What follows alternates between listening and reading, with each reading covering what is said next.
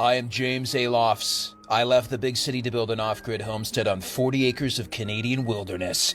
This area of Ontario has giant ridgelines, deep valleys, and pure rivers. Black bears, gray wolves, mountain lions, moose, and many forest spirits share the land. I started in November 2023. Starting with a modest 12 by 16 foot guest cabin, my goal is to build such a glorious homestead that I attract a magnificent wife, have several military-grade babies, and raise our Swiss mountain dog, Clovis. Welcome to Wild Homestead.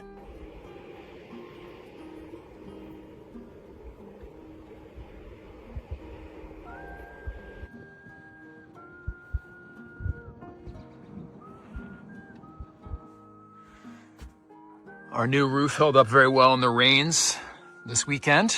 So the next question is about our floor joists for the master bedroom. So I set this up where the floor joists are gonna rest on this beam. It's gonna sit on top. And then they're gonna come out and we're gonna use joist hangers on the face of this cross beam. That way, because right in the middle, we're gonna have a vertical piece of glass, 3 feet wide. So I'm like, let's maximize, the view out of the back, the amount of light coming in, etc. But that's like the architect in me. The structural engineer in me is like, you know what? Wouldn't it be more robust long-term if the joists are both sitting on top of this and sitting on top of that beam?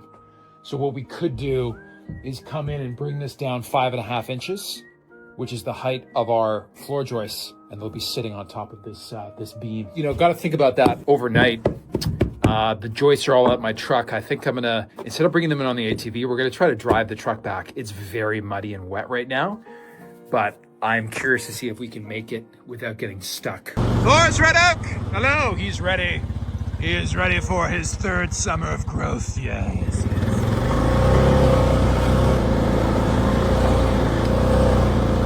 Ooh, that's kind of gnarly. We'll see how much the truck sinks down here. Let's go. Our first trip back on the road since December of last year.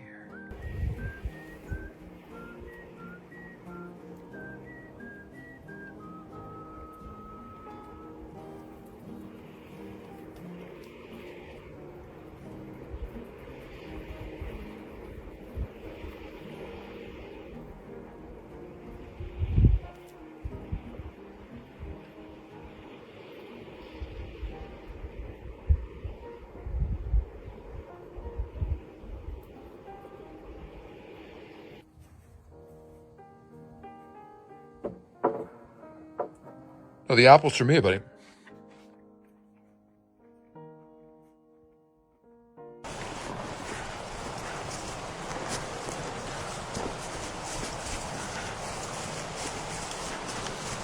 Steelhead trout is the same kind of trout that we caught back in episode 100, and steelhead is really just another name for rainbow trout.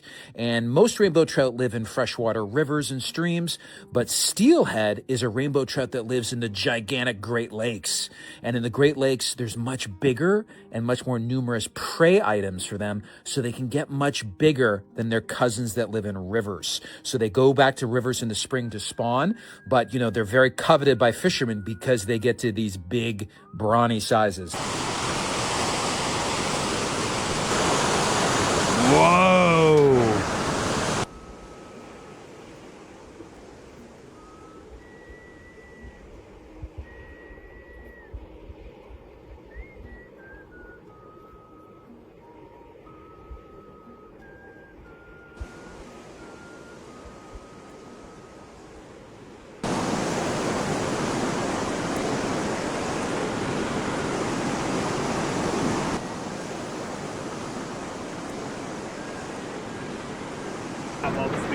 Oh, snaggerfish, snag.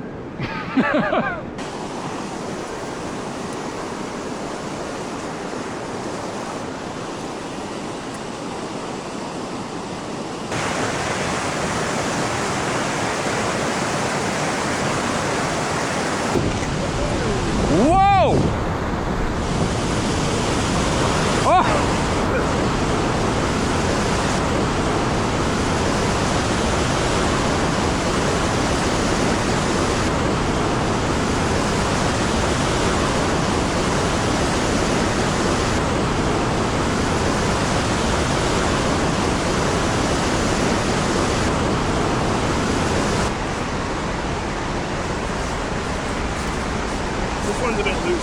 All right.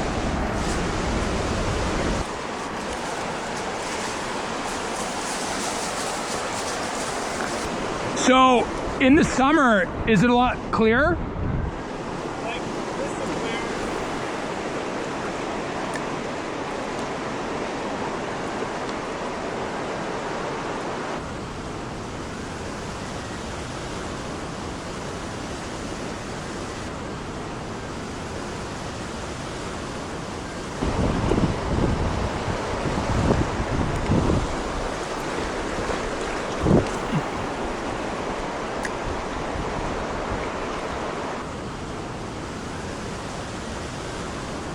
So it's looking like the water is too turbid.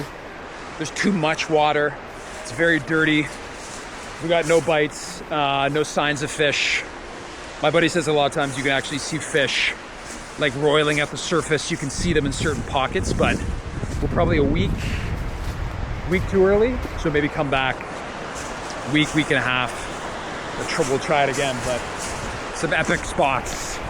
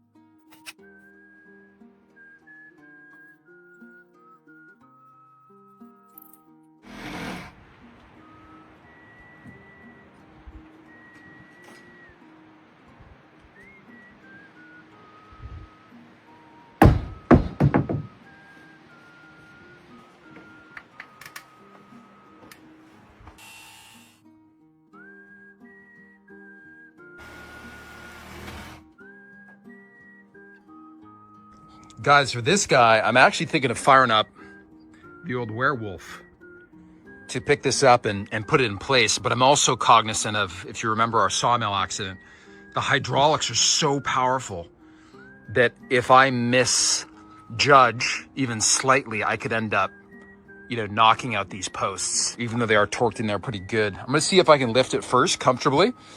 And if it's really on the limit of my physical ability, then we'll go to the tractor.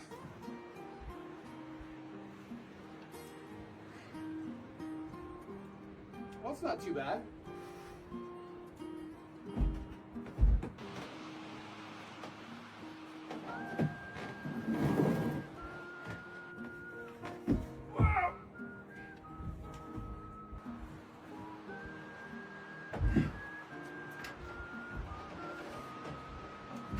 Oh!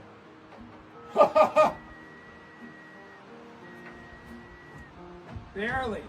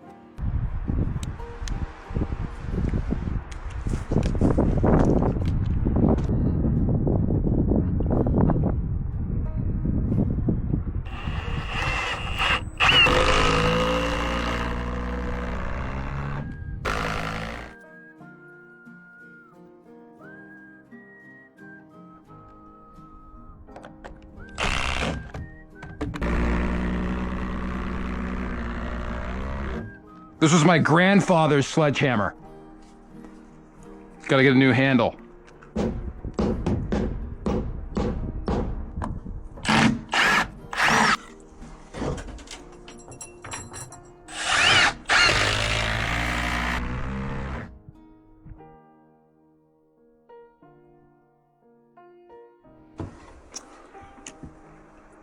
See if 10 feet was the right length. It's not gonna be fun to cut 100 of these things. Dude, look at our calculation. Perfect space for the 3/4 inch ply. What a joy it is not to have to cut all these things to length.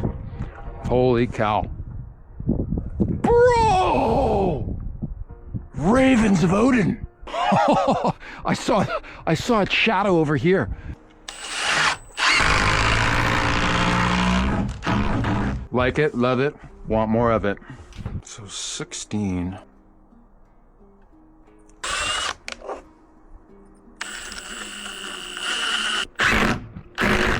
It's probably a lot easier to put in the blocking now as opposed to later. Even though we've measured this out, because we've got 13-inch chunks in between each thing.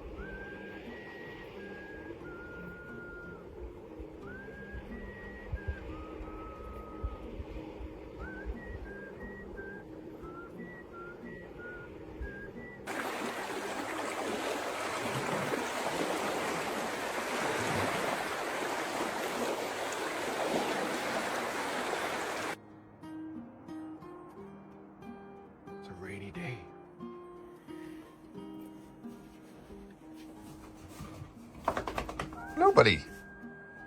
Hello. No, don't eat my shoes. Don't eat my shoes.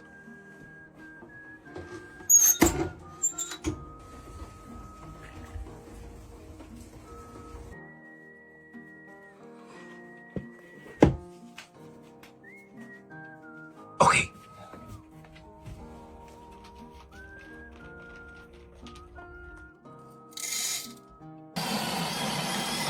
Elvis?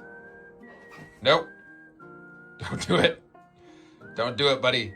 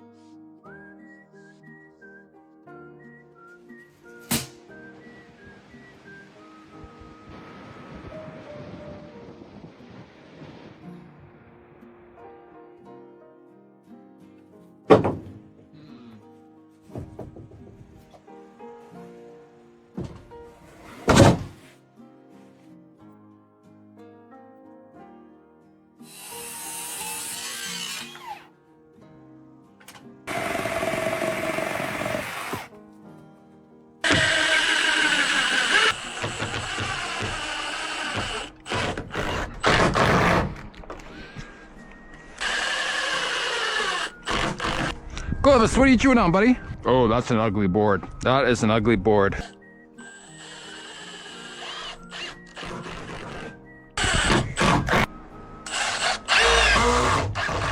Oh boy, ladies and gentlemen, it doesn't look like this trim is going to survive, but we're putting in a door, a wheeled hobbit door coming out of here to the master bedroom. So we're going to have to take this off anyways. Uh-oh. Oh no, maybe it's the caulking. Yo! Oh man, that silicone caulking is...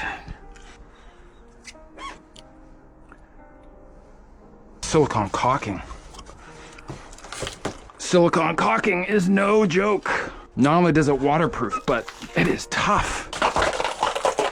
Holy cow, dude. Holy cow. Wow.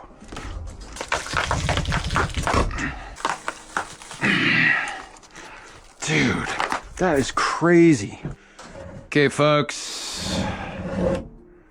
Moment of truth. Oh, it's gonna be tight. We might have to take an 1/8 of an inch off this bad boy. Where's Thor's hammer? Guys, these mini sledges are so useful if you don't have one.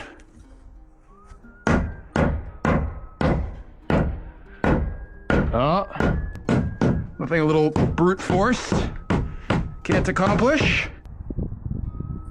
This thing is not perfectly square. I don't know if you can tell, but it kind of flares out at the bottom. So that's how we're gonna line it up.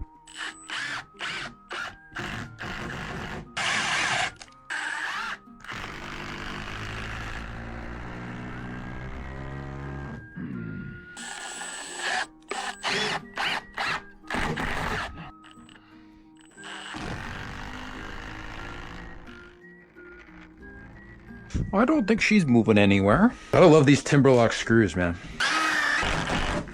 There we go, guys. Yeah, so I wanted to, I think this is called a queen post, where you've got a vertical post coming down to a beam, and then the load is distributed to either side. I believe a king post is where it's coming all the way down, and then, you know, hitting the your sill logs or whatever, the foundation. But this way, by connecting these two, the weight from the roof on this end, most of it I think is going to be going out to the two eaves beams, but the weight that is in the center, it's going to come down being distributed to this outer post, and then there'll be additional weight that's going to be pushed out to the inner post there. So I think it'll make it pretty sturdy.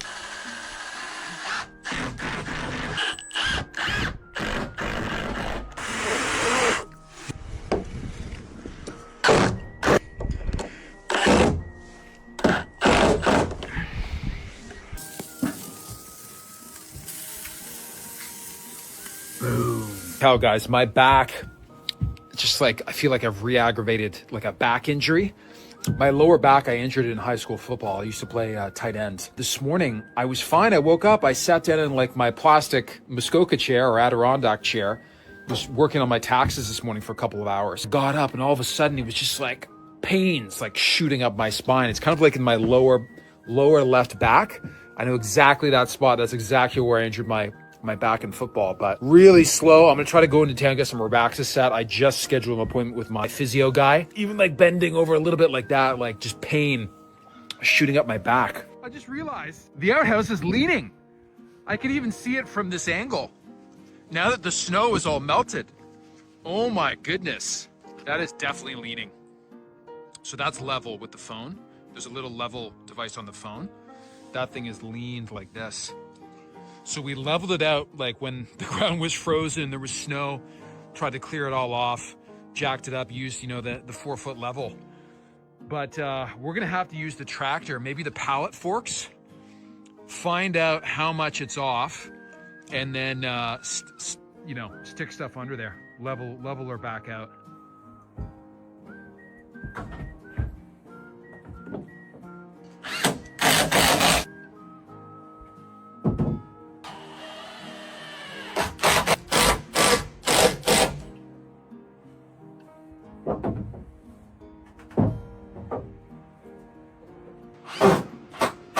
The good boys.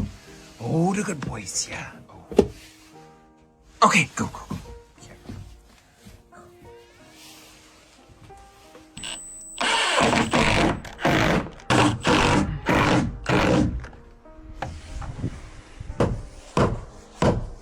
Dudes, there she is. So this is the floor of the old master bedroom, and we're gonna have combination of glass and glass windows. 360, well, whatever it is, what is it, 270 on all three sides, you know, looking out. So I think it's gonna be super rad. Next step, we're gonna rock it into town. I need some of the back medication. My back is just completely seized up, like my lower back. Get some Robaxacet, fire it up, and we need more supplies for the next step. We're actually not going to do something on this bedroom bathroom addition. There's another thing we need to do that's time sensitive that we need to get sorted right now. So it's snazzy. It's going to be a huge upgrade, I think, to the quality of life.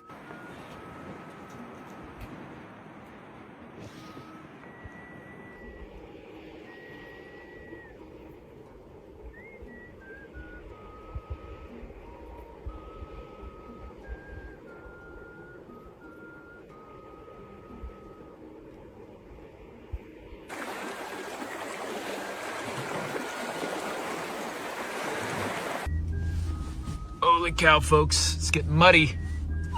It's getting muddy, Clovis. Holy smokes. Wheels spinning. There you go, buddy. There's your water.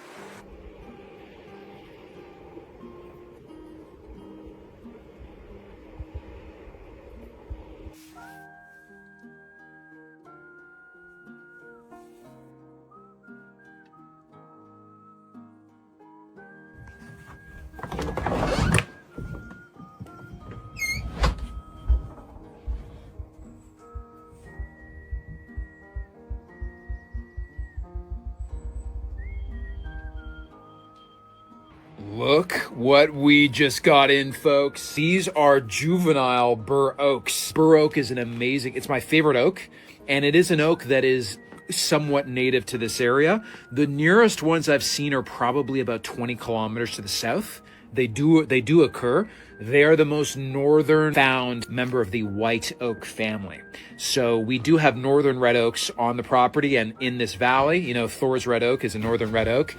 And the biggest difference between white oak members and red oak family members is in the acorns. So red oak family members, which at least in Canada, it's just the northern red oak and the black oak.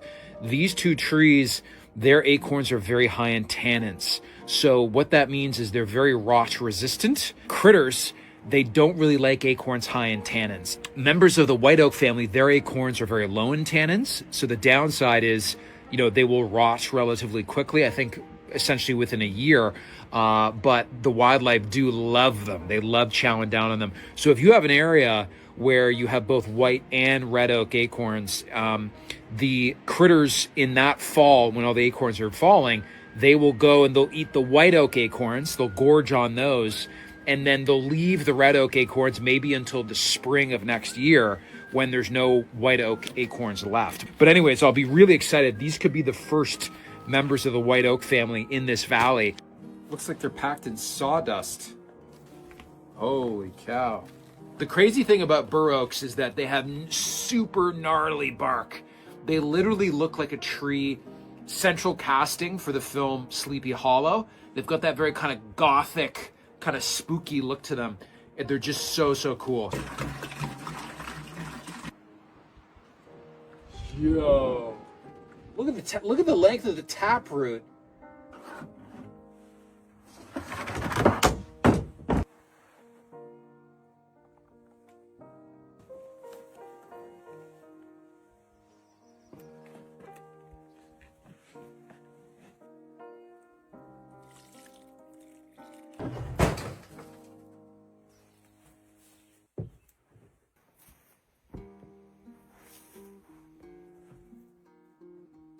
Holy cow.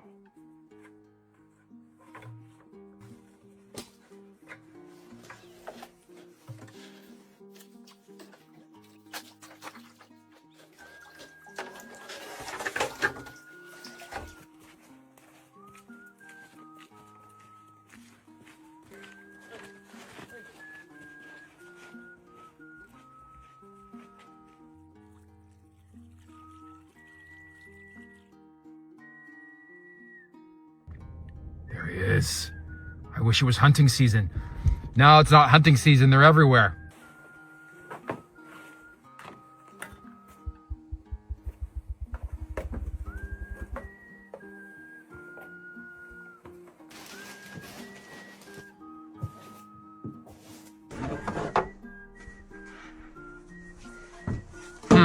work.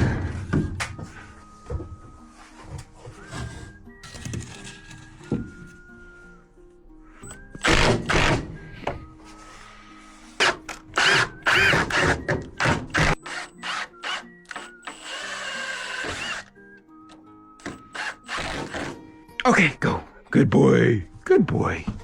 Good boy. Bacon wrapped beef medallions. They were on sale. Never had them before? They can't be bad.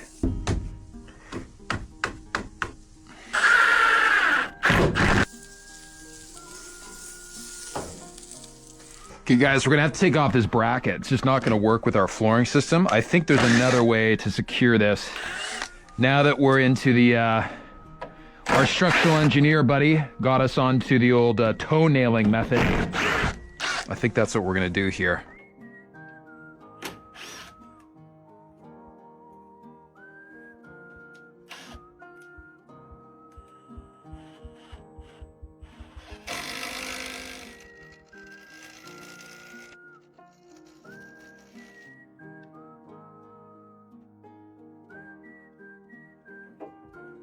Yo! No way! Oh, dude, that's crazy.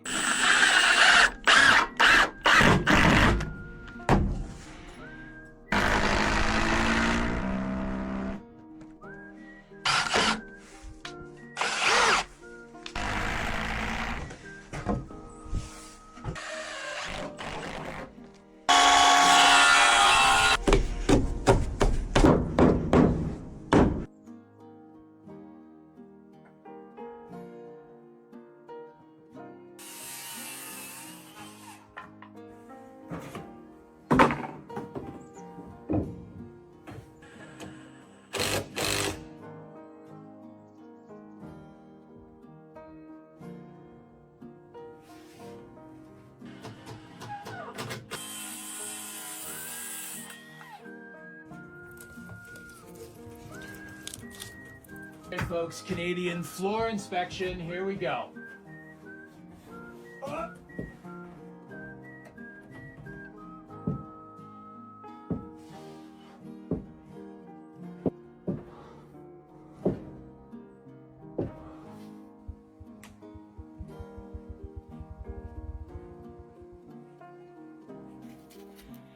Ready, go!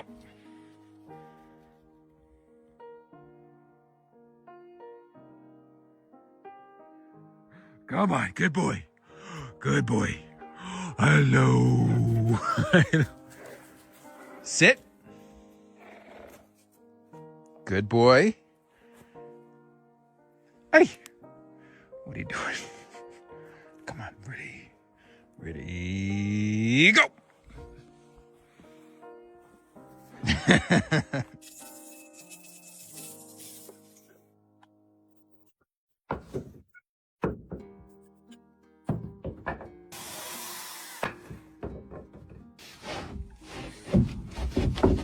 Whoa! That's tight.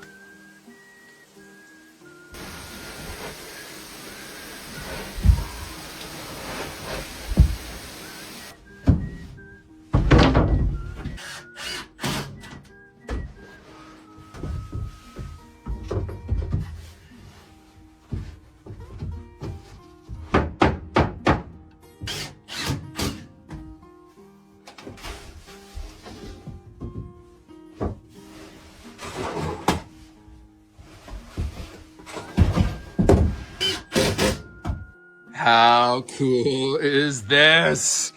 This is like all that stuff we were trying to store down beneath. Shazam. We could also, in between each rafter, put shelves, which will be nice. We should be able to store a lot of stuff up here, man. Got to think about how we're going to fill this in. I'm thinking of just leading maybe 2 slots, screen with plexiglass, take the plexiglass off in the summer, put it back up for the winter, something like that. We've got the vented ridge cap up top, so, you know, air can escape. We gotta close these rafter slots. I bought some of the screening. Let's see how the screening is going to line up on the walls downstairs.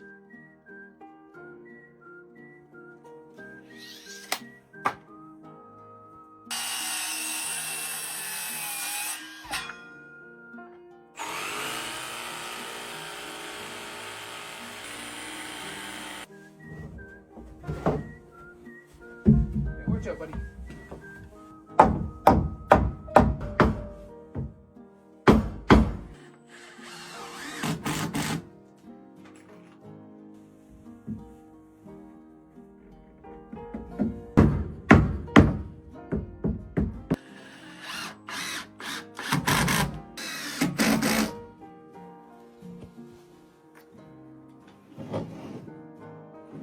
Holy cow. I have a crazy idea that could actually give us a lot more viewing space. Oh, this is truly a little crazy, but let's do it.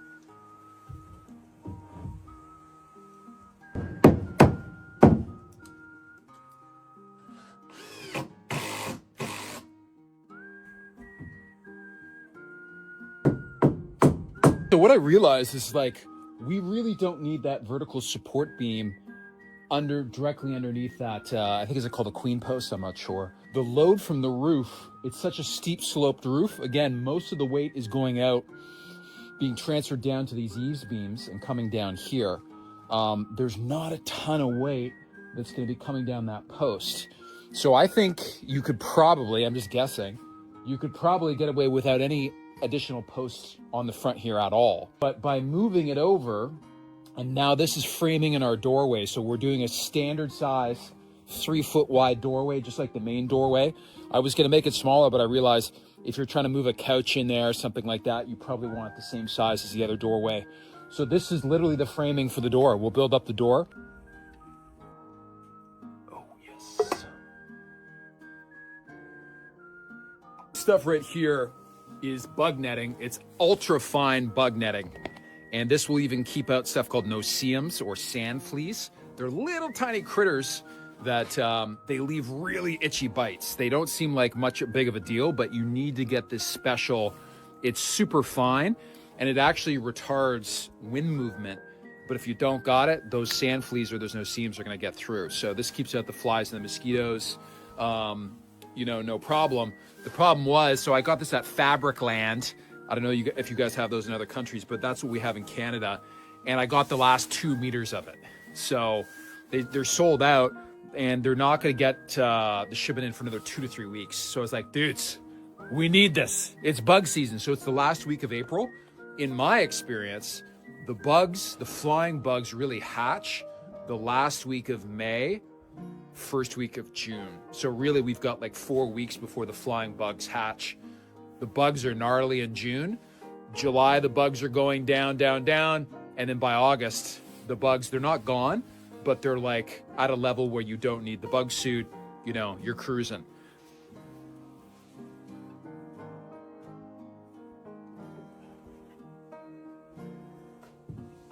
Okay, we got just about 8 feet. How tall is this? So it's about 5, we got 5 feet to work with. No, it's not enough. It's not enough, folks. We got 8 feet.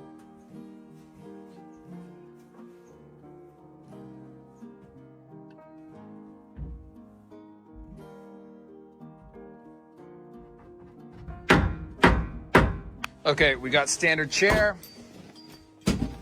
care of Tommy Bahama. Tommy, your mama. Oh, dude, that's perfect. That is perfect. It doesn't obstruct the view at all.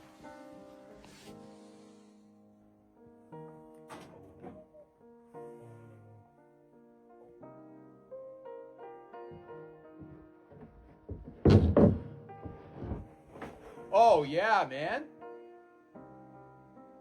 This is like Muskoka chair, we call them in Canada. Oh yeah, it's plastic though, it's not real. Oh.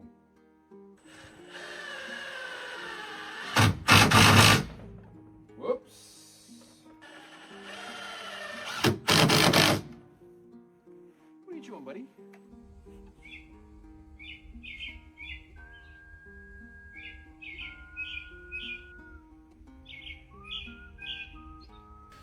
Dang, man, you could put some chairs up here and just sit up here.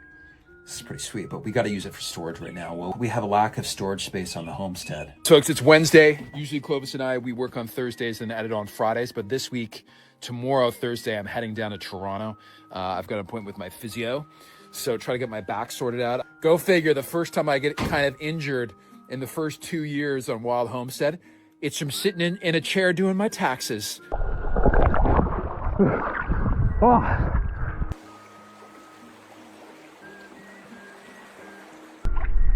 Now that is a full river.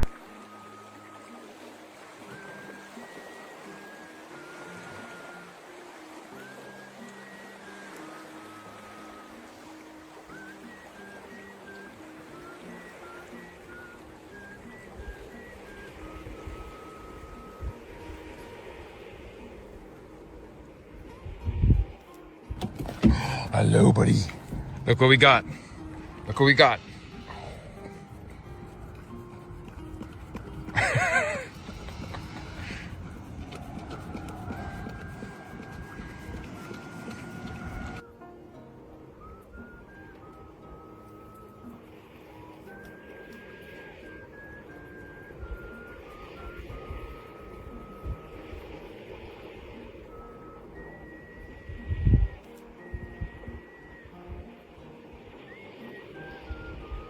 Snowing in May. This has been the wildest winter, man. So folks, my back is basically completely fixed, which is amazing. All the pain is gone, all the tightness is gone. I can bend down and touch my toes. You know, it's just like, it's kind of a miracle. So, you know, I got down to Toronto, saw my physio guy. He worked on me for about an hour and a half, doing all kind of releases. And he told me, he's like, you got to rest it. He's like, you got to rest it for at least 3 or 4 days if you can. So that's what we did. And I basically just did my taxes. I stayed an extra day in Toronto, and I went in to see him again. And then I did a sports massage session with an RMT at the same clinic. So they basically got me sorted, man, which is amazing. My taxes are done. My back is repaired, and we're all good.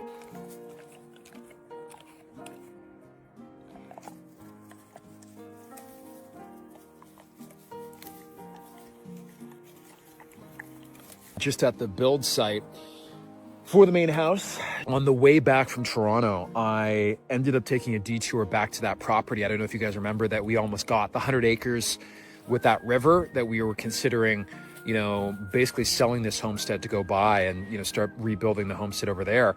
Ended up deciding against it because it's in an organized township. But what I did recall from that property is that property's got a whole bunch of very big, mature red and white pine trees, which are like the perfect construction material. Because the conundrum we're facing with the main house, which, by the way, this is like the build site right here, you know, overlooking the river. The conundrum is this: to meet code, because I'm working with a structural engineer and we're trying to do the design to meet Ontario code, is that you need at least 8-inch wide logs. So the minimum diameter is 8 inches. If we're milling up logs, which is the current plan, you know, to do dovetail corners on the main cabin, you need big logs. You need like at least a 12-inch diameter log, if not bigger, to mill, you know, long segments like that. So we just don't have the trees on the property. I don't know if you remember last spring, but when we did walk this property with the forestry consultant, he's like, if you're going to build stuff with trees on this land, do 6x6s if you're milling them up, because he's like, you just don't have very many trees that are that big. You know, there's very few trees that are above 12 inches in diameter. If we do use, you know, if we do mill up 6x6s on the property, we would have enough logs, but then the main cabin would not be to code. So, you know, it is a bit of a pickle. So anyways, I went to the property. He's like, he would be willing to sell us logs from his land. So that's one option, is to buy logs from this fellow, harvest them on his property, and then just, you know, bring them here, transport them here. And the other option is just to try to find a local forestry company. A smaller scale forestry companies, you can custom order logs. So if you tell them, I want 2 truckfuls or 1 truckful of minimum 12-inch diameter spruce, pine, or fir logs, that's something they can do. So we could get a delivery of those logs. Now, that's going to be more expensive than doing self-harvesting. It's an option to consider because at least they're dropping them all off, you know, and they're all cut up, you know, to the proper lengths. And then we can just go, you know, milling them from there. So those are the 2 scenarios we're dealing with in terms of logs for the main cabin. Gonna have to make a call in the next couple of weeks on.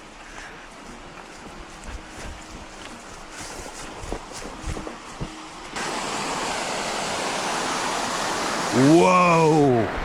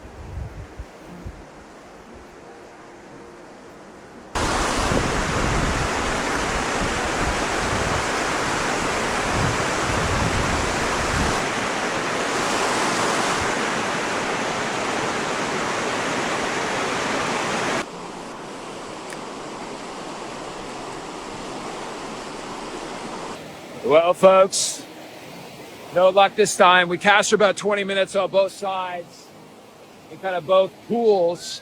But I think critically, you know, my buddy said when the steelhead are running up to this part of the river, you'll actually be able to see them like roiling on the surface.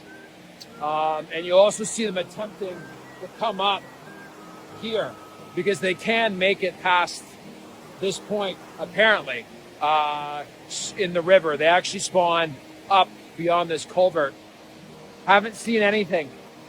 You know, it's about 9 a.m. We might have come here too late. So, you know, we'll try again next week. Maybe we'll try like right at dawn or right at dusk.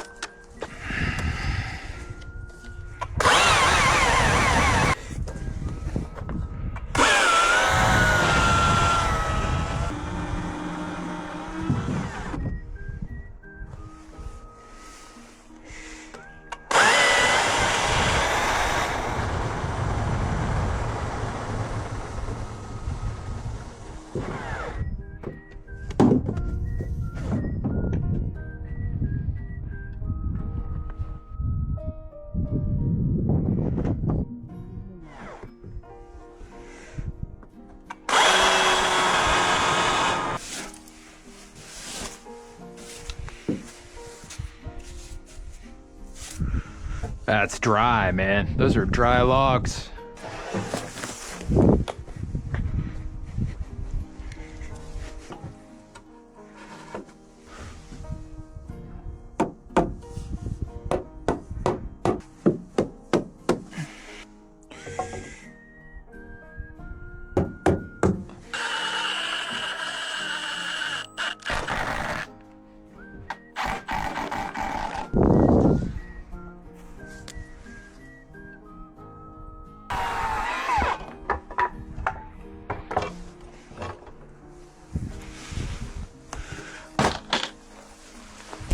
Oh! Oh, what are you doing? Oh! Hey! I gotta put up the boards, man. I gotta put up the boards. Oh.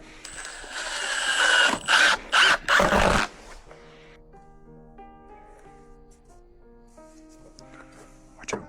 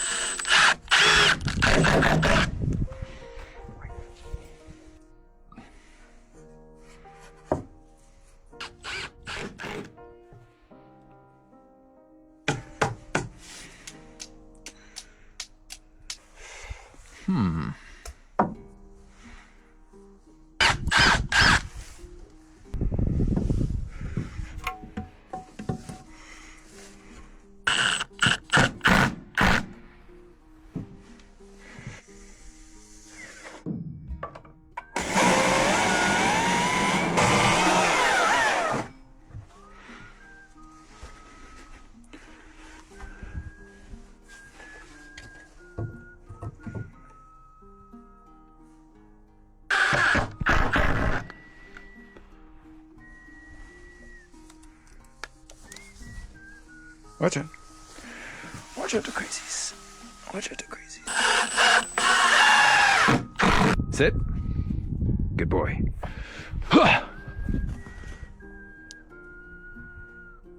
Oh, the good boys. Oh, the good boys. You crazy. Okay, sit. Clovis. Clovis, sit. Sit.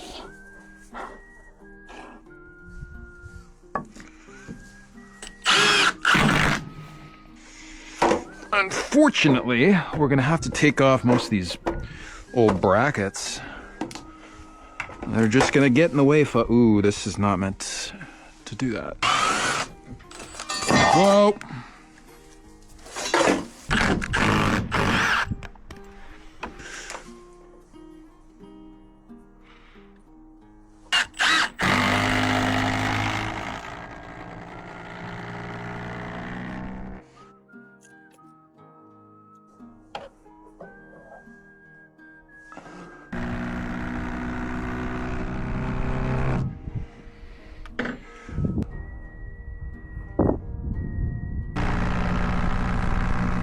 Okay, folks, when we were down south, we managed to get more of the good bug netting.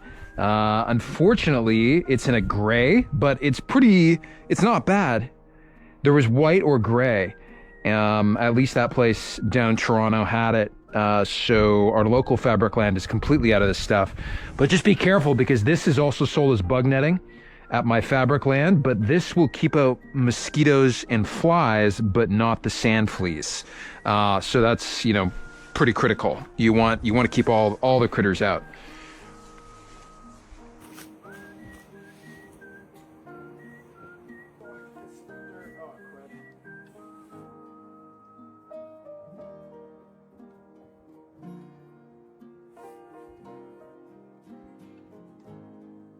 Oh my goodness.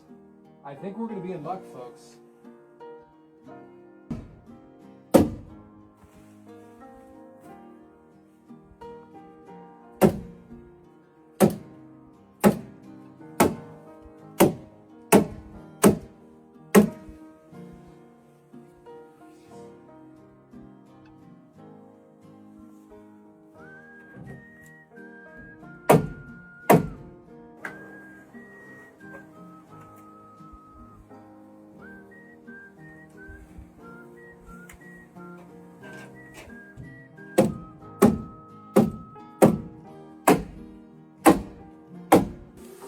Holy cow, Clovis. We are ready, buddy.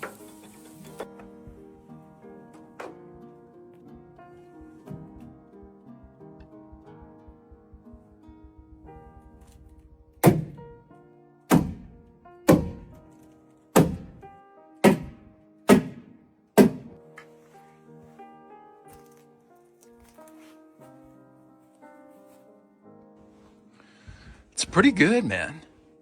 Looking at this in the store, just looking at it against, your palm or whatever, it definitely is not as clear as this, but it's not terrible, because this stuff is so fine. It's a little bit crazy. But you know what? I think if you look at, oh man, it's too bad that this piece is slightly narrower than the other one, because it's a bit of a mess. We're going to be putting trim over this, so I know it's ugly, but we'll cover it up. The key thing, I think, is actually to maximize, to have this in the right spot, because it's when you're sitting down. When you're sitting down, you don't want this to be too high, because this is going to be ruining your view. I think the key thing is, the amount of visibility down here, right, Clovis? When you're looking out.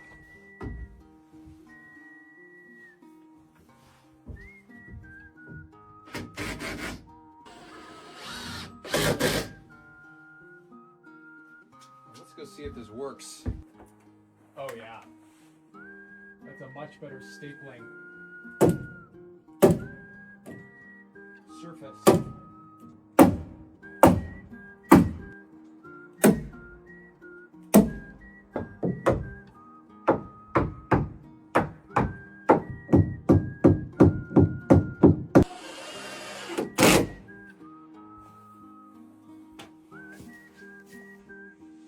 So I think having this additional piece of, interior trim is actually going to work out, because here, if you can see how these beams stick out like this, for structural reasons, I don't want to cut those flush.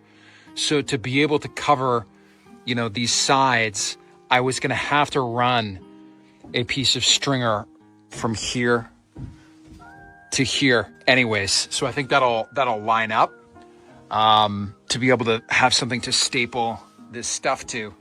Now, very interestingly, my neighbor who told me about this stuff, he actually built a sun veranda, just like a little standalone thing with a shed roof, and all the walls right down to basically the ground was this material. So you know how much snow we had this winter. He literally had this much snow leaning up against this material, and it did bend back, but it survived the whole winter without ripping, and miraculously, it's still good. So this stuff is like super strong. So there's another actual fabric that is the exact same density as this. It's about $9 a meter. This stuff is almost $30 a meter. And you could tell in the store that cheap stuff, it tears really easily. So you get what you pay for, man. That's the law of the universe, generally speaking. So we may end up just putting it down here, but I got to talk to the glass shop guy. We may put in like tempered glass or plexiglass, down here. But I like this, man. And if this stuff can survive being on the ground with snow up against it, I think we could definitely just leave this here during the winter. We'll see how it does next winter, but this should be able to withstand, snow, like hitting up against it. So folks, next on the schedule, we have to prepare. We have to clean up this site here. We're going to prepare for a fishing adventure that must be done in the dark of night.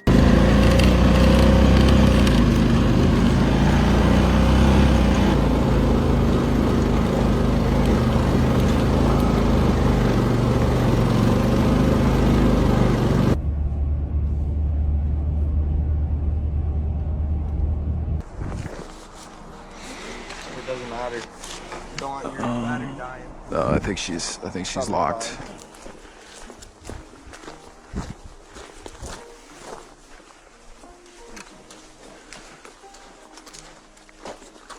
This is a cool.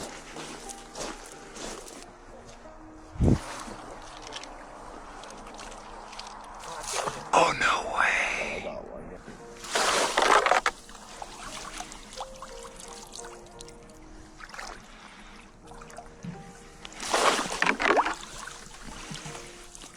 Dude. Yes. Got one.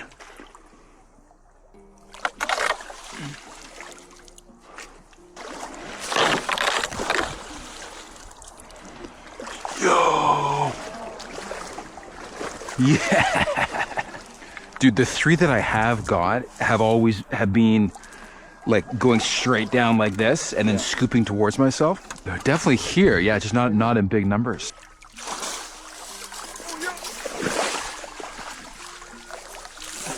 Oh, dude.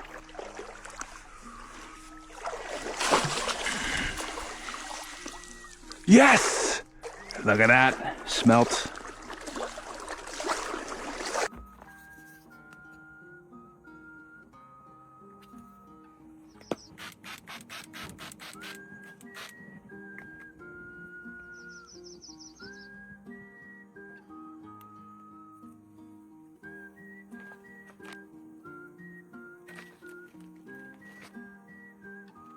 These are rainbow smelts, and I was fishing with my neighbor.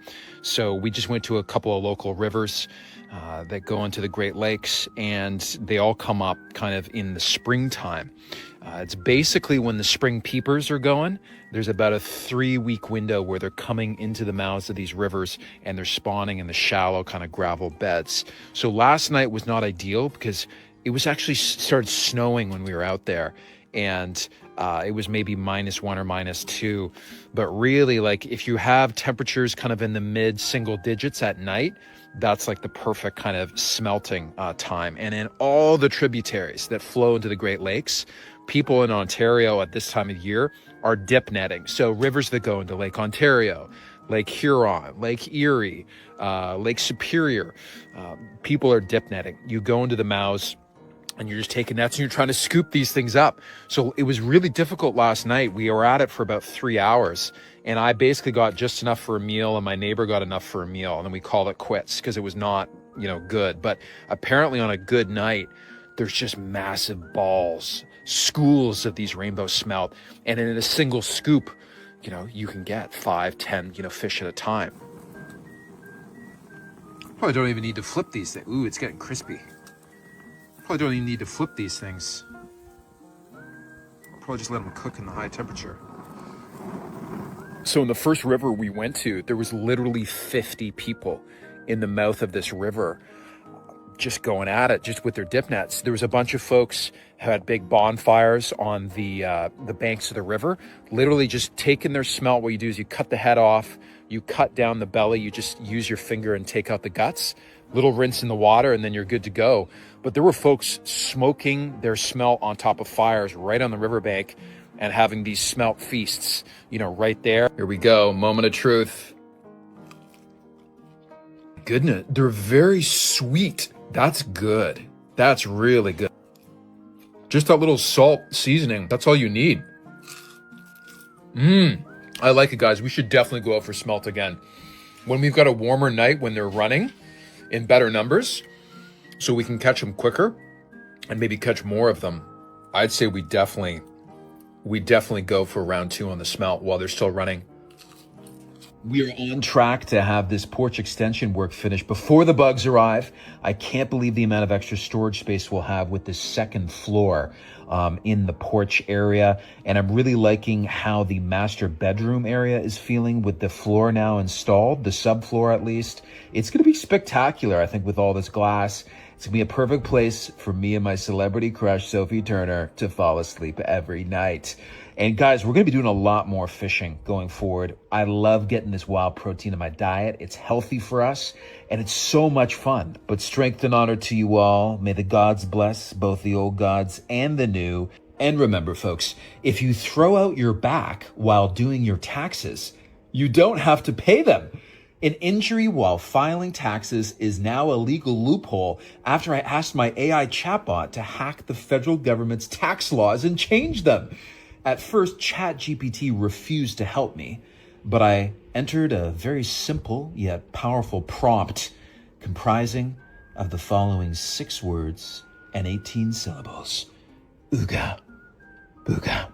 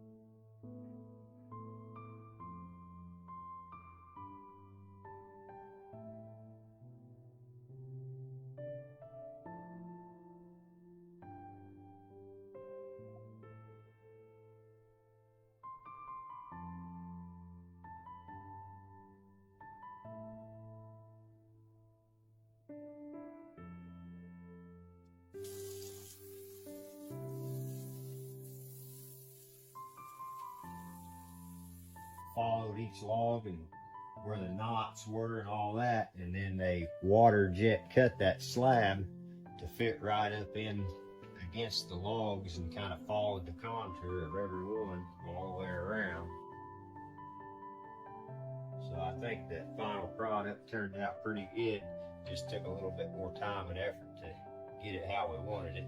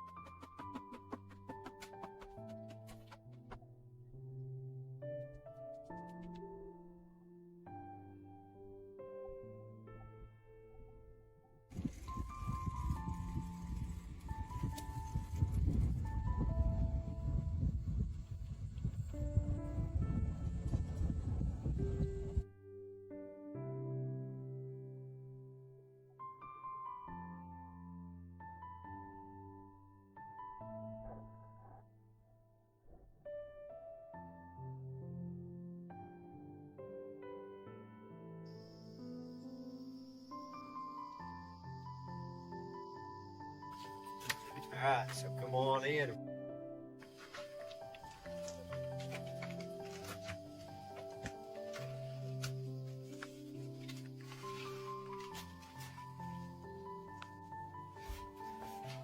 So this is the kitchen setup we wound up with when it was all said and done.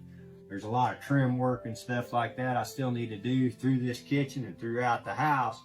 But right now it's set up to where we're living in it comfortably, you know, and we can easily do a lot of finish work as we go now that we got a place to live and we're no longer living in the camper that we spent like 6 months living in. So out this door off the kitchen, our plan is to put like a screened in porch out here. So that's what that door's for. And this is the heating and cooling system we put in. It was that mini split system. And right here between where we got the couch sitting now and the kitchen, there's plenty of room. You can set up a dining table or something like that in here. And then you move on into the living room. We've got a little bit of the chinking work done here in the corner of the living room because I was working on covering up the electric cables and stuff. So I went ahead and done some more chinking in there. And my plan would be, I would like to hang that TV and stuff up in the corner, and then over here on this wall where the TV's at, I want to put in a fireplace and the chimney system and everything, and then do some stone work outside on that. And then all the concrete that's around for the foundation on this house, I would really like to do some stone work on that from the ground up to where the logs start.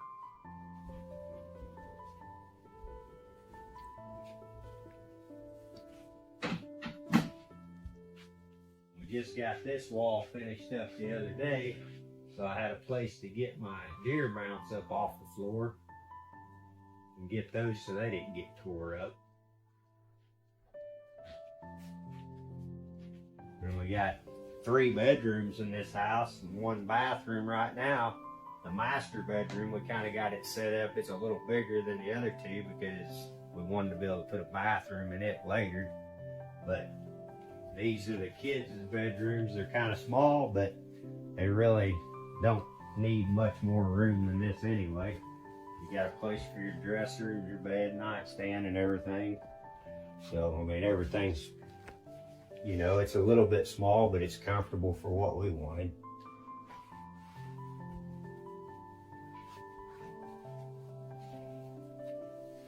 As talking about earlier, I still need to build a couple more doors for these little bedrooms, and plenty of chinking work left to do and plenty of trim work left to do, but it's way better than living in that camper.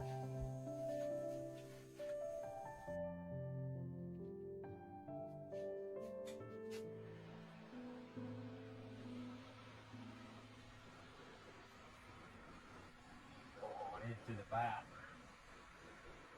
Too many people got a tree standing up in their bathroom.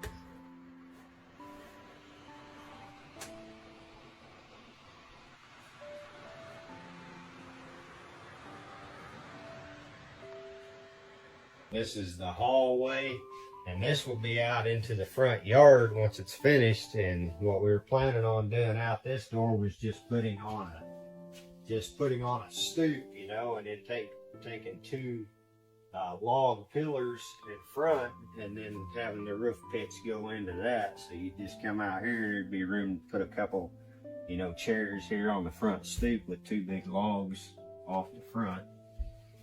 And then this goes into the master bedroom. Like I said, we went ahead and left the ceiling vaulted in here, and it's quite a bit bigger than the other 2 rooms. But then you've got room here to add on a bathroom, you know, for your master bedroom, master bath. I just know you don't have to, you know, hire a contractor and spend $300,000 or $400,000 to build a house. This is the first house I've ever built. I mean, so there's probably going to be a lot of people that watch this video that can say, well, he should have done this, he could have done that. And as I've been going along, I've been coming up with that too. I should have done this or could have done that. But, you know, for the first time feeling my way through it, I think everything's coming together pretty good. It's taken some time and a lot of work, but I think in the end it's going to be a really good experience for us. And, you know, we'll have a good solid home when it's all said and done.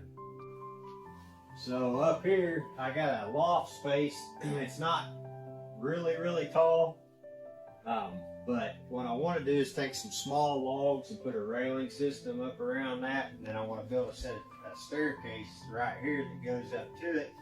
And one of our kids is wanting to use that as a bedroom, but I think for a mattress on the floor, maybe some beanbag chairs and stuff like that, that will work good for that purpose. And that'll give each one of them a little bit of their own private space. So I think that'll work out good there. This is something I've always wanted to do.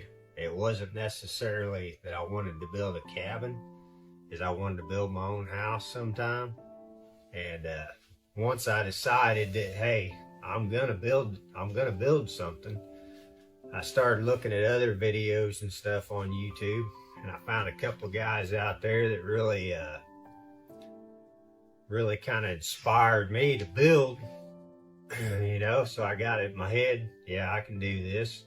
And I had a piece of property picked out that had some logs on it. So bottom line is, we sold our house and bought a 20-foot pool type camper, and there was no turning back at that point. We didn't have any other choice.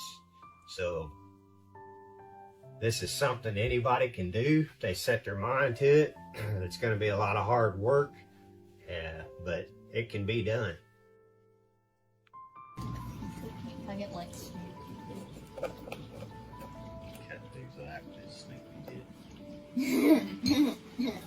Lord, guide us and direct us. Forgive us of all of our sins. In Jesus' name I pray. Amen. Amen.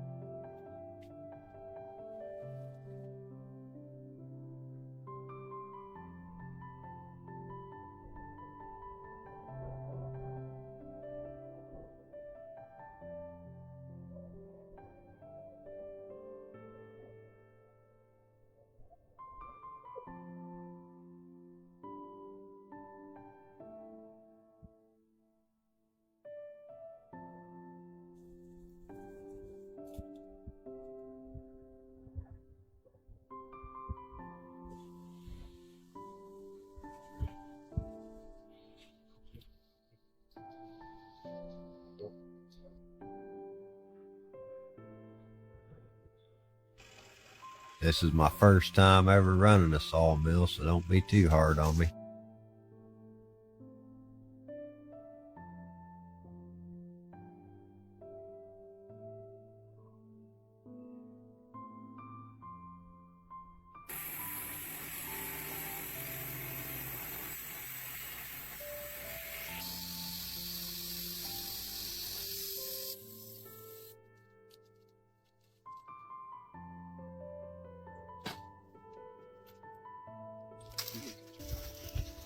Side on the log already, so it was going to go all the way over to here. I have my fingers right here.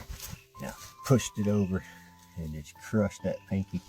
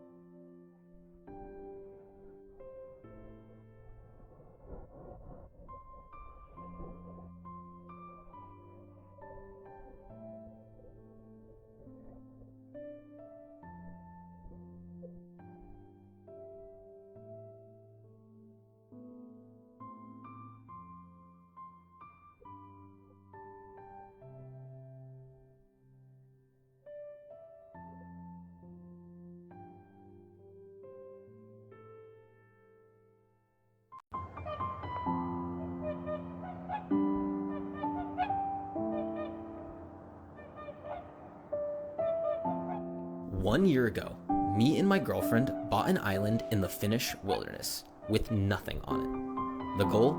Building a log cabin completely by ourselves, using the trees from our island. When we started this process, we were both students, and neither of us had any building experience. It had always been my dream to have a cottage in Finland. Being half Finnish and half American, I grew up in California and spent all my summers in Finland, enjoying the summer nights on the lake. As a kid, I always thought, wouldn't it be badass to have a cottage on an island all to yourself? When I moved to Finland for school, I decided to look at a real estate site for fun, seeing how much an island would actually cost. To my surprise, instead of hundreds of thousands or millions of dollars, our island showed up, and it was less than the price of a new car. After talking to Helena, we decided to just go for it. I would try and build out our dream island, and she would make videos of the process. This first year was crazy. I had no idea what to expect, but I'm so glad we did it.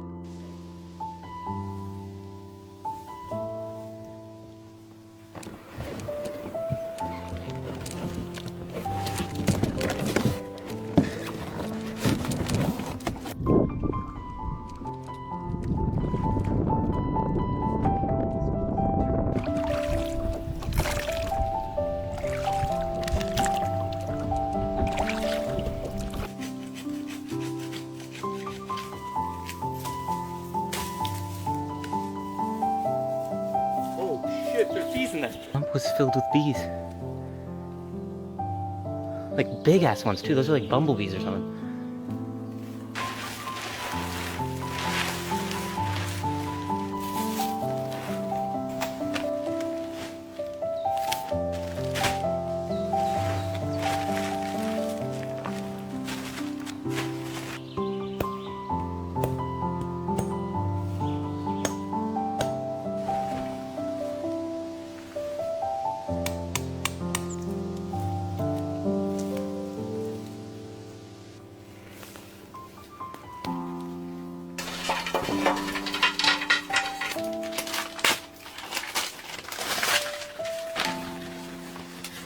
All in all, the setup's been pretty good. We want to upgrade it, obviously. So over time, we're going to start getting a desk so that we can do some editing and stuff here. And it stands.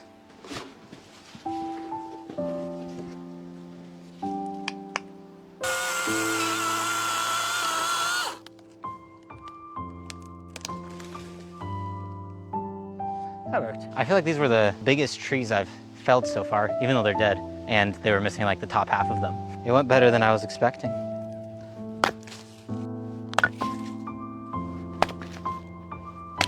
Hopefully that's enough to cook for at least this trip.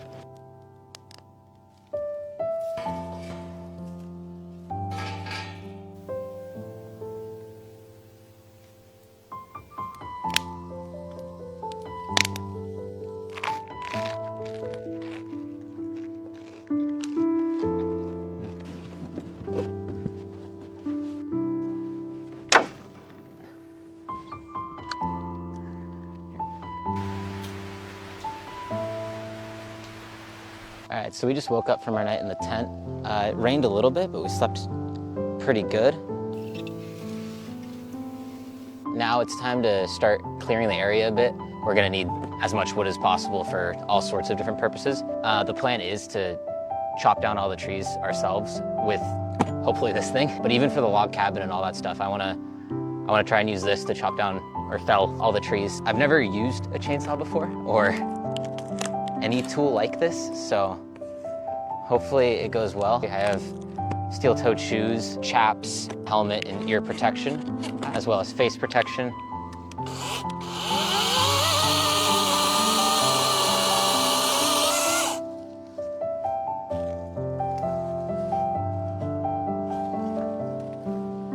Oh, it's stuck in the other tree.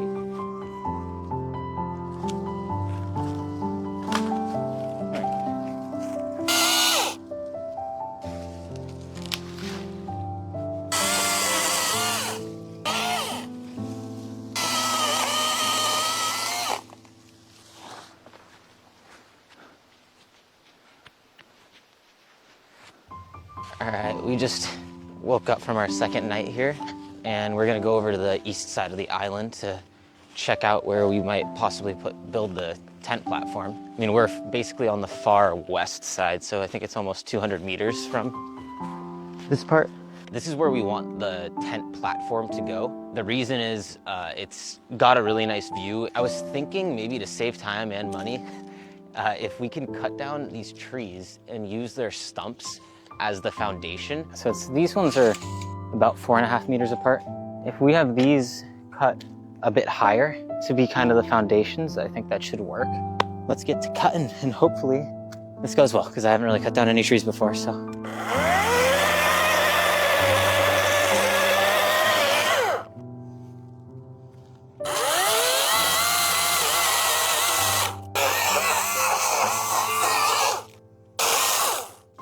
I think that's about as perfect as I could get it. I'm gonna put the wedge in.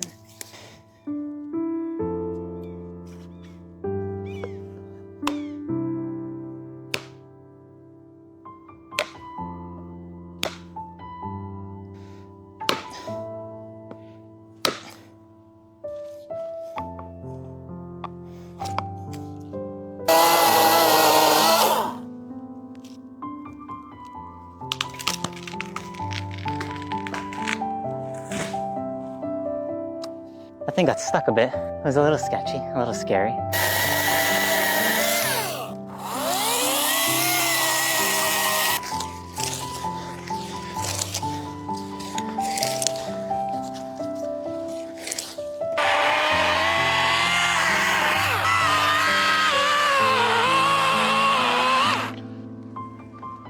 What? Oh, it's going.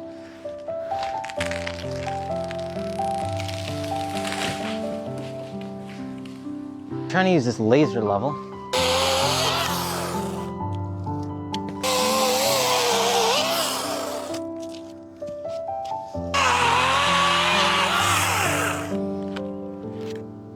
There's a huge ass slug in there, and it touched my finger. I don't know where these things keep coming from.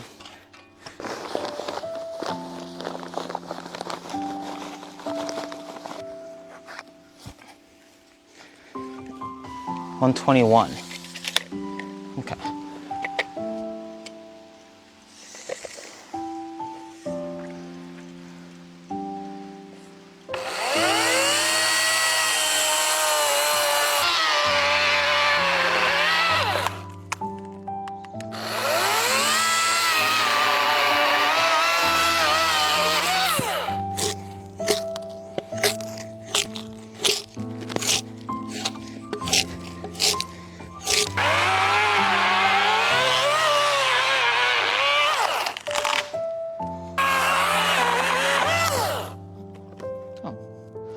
Stay there.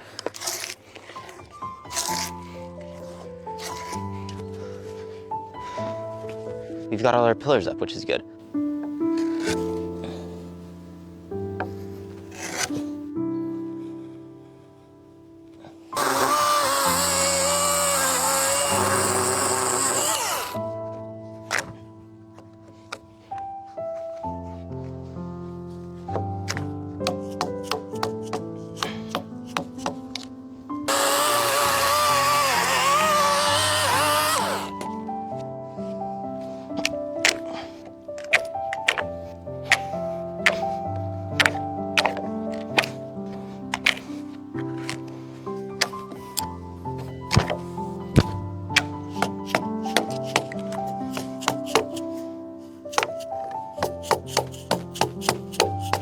Let's see if this thing works.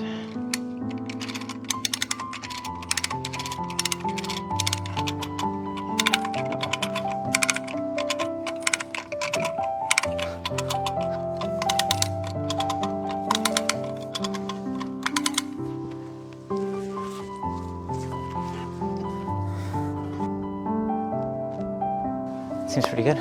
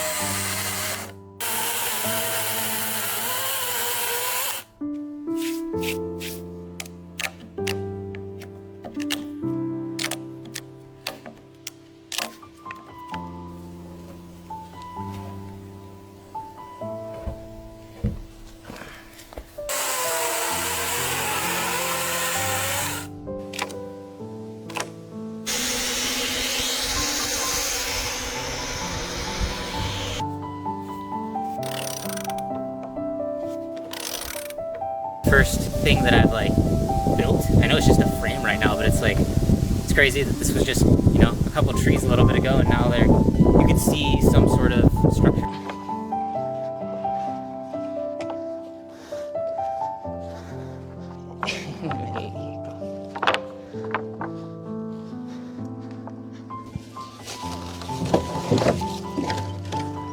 No ei melkein ihan sama pitoisia.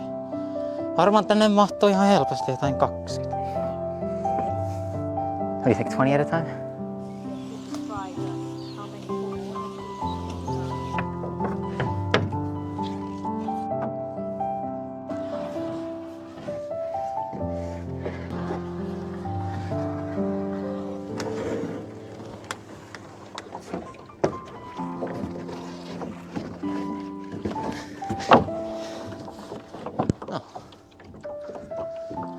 That's honestly not that bad.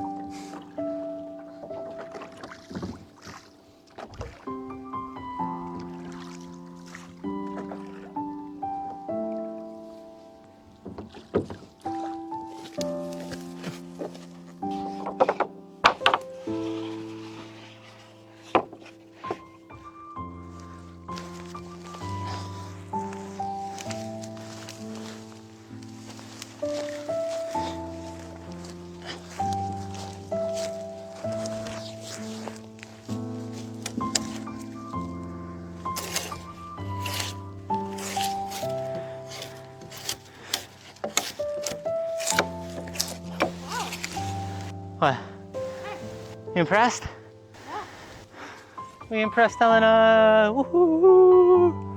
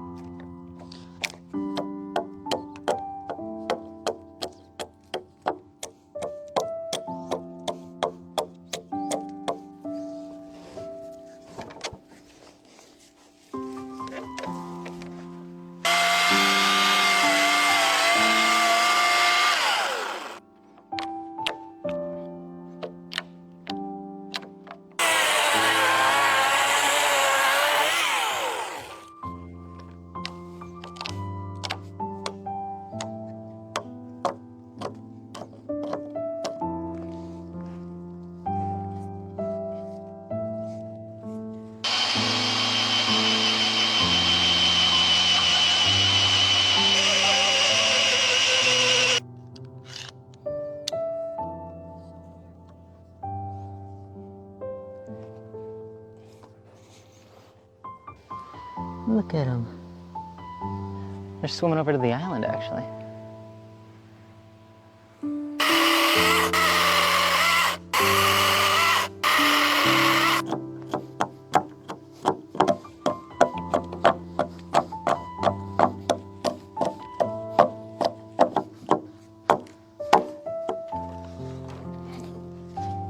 Looks good.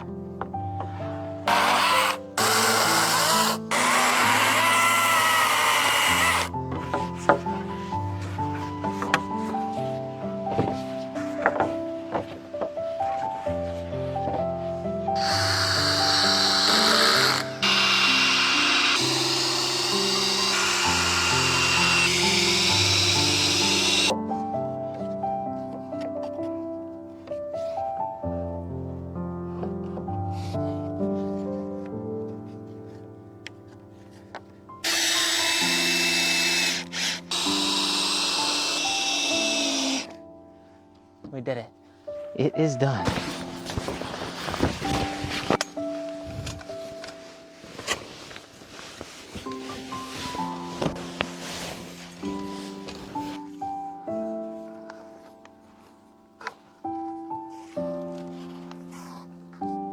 Look at that thing.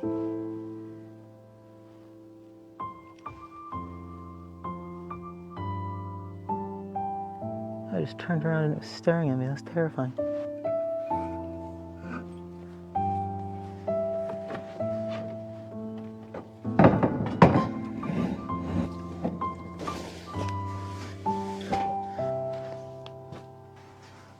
I am really happy this is here though. It feels so much nicer. Just having like the floor, it actually feels like, it makes it feel so much more like a home or something instead of just like a tent.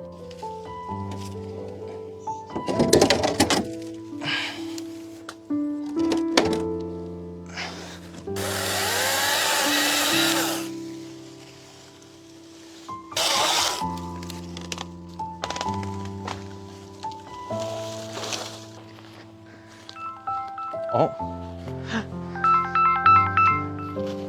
Moi. Moi, sä oot Kinesen kirjoita. Me mennään... Joo, että 30 minuuttia sä sanoit. Joo, kyllä. Okay. I wonder how big it is. Oh, that thing is big. Oh, holy lordy. Niin, me ollaan saaressa, että tää on, meidän vene on tuolla niinku lopussa, mutta en mä tiedä, jos sä, niinku, miten hyvin tässä pääsee, mutta...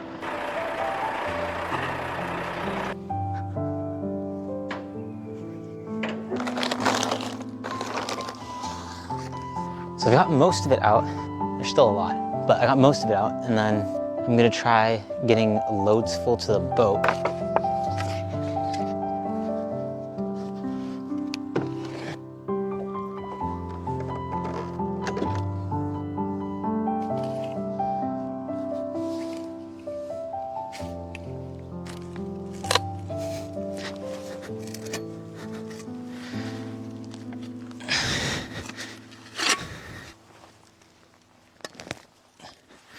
Okay, this is a pretty big rock.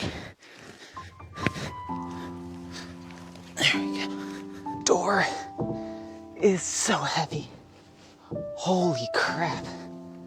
Yeah, this is definitely gonna be 2 trips. I don't know how I'm gonna get this out of the boat.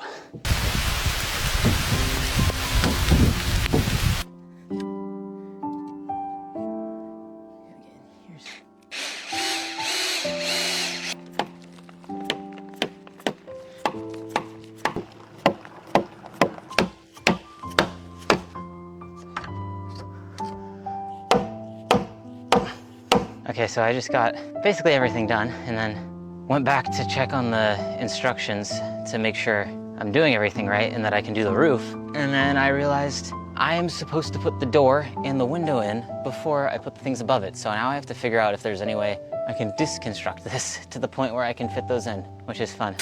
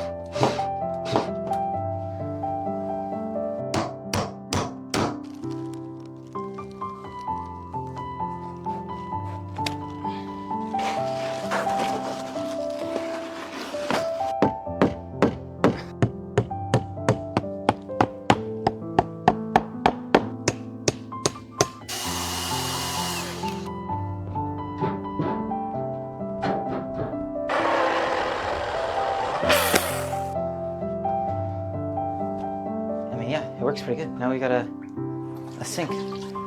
So when you come inside, we have a little trash can, then our compost help stuff, the dry. So it goes in here. It's the toilet, help the composting process. Then we have our toilet paper, and we have our sink. So if we want to wash our hands, So we can do that here. We also have soap and a mirror. Then our towels are right here.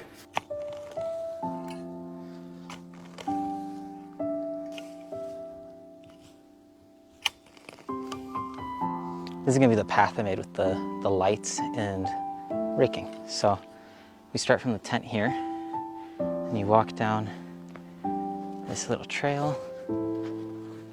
And here, the lights start, so hopefully they work at night. It's home.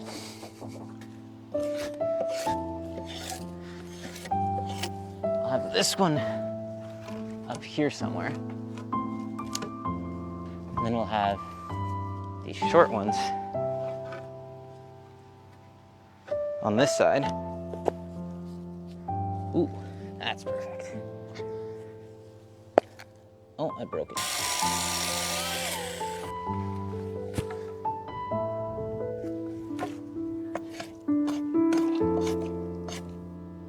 I'll also put a layer like up here.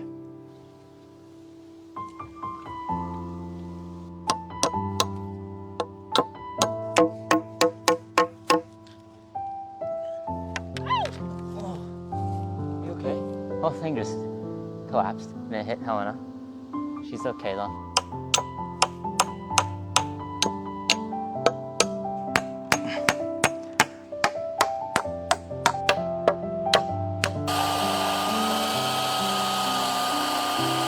So we have our little frame now. It's definitely not the most stable thing.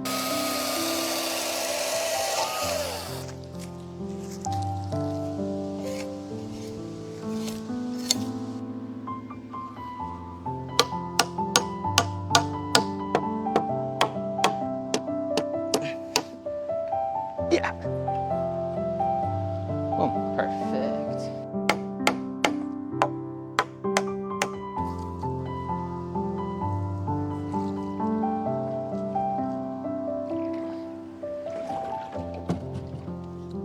Water pump. Hopefully 20 meters is enough.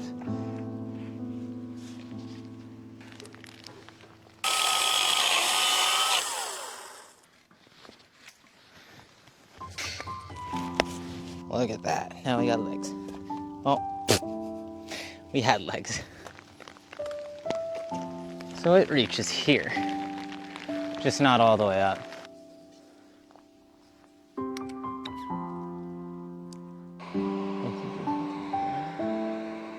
Like water's not getting pulled.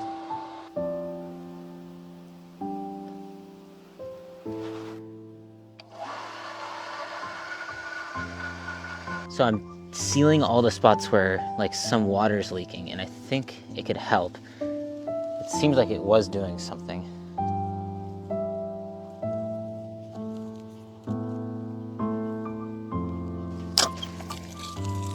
Oh, there's water in there. Helena? Is water coming up there? Well, water is making it up.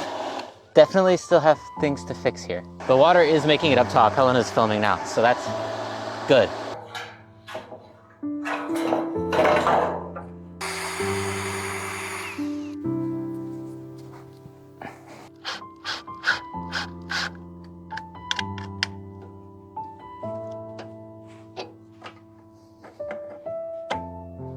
Hopefully, it's all sealed up.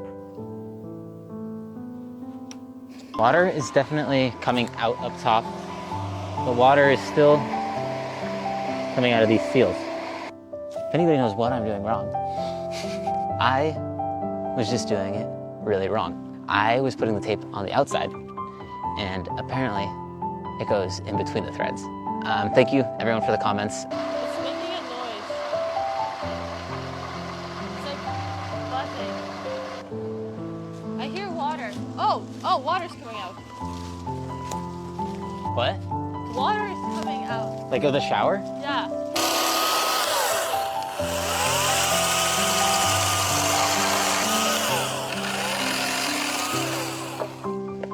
So I'm thinking...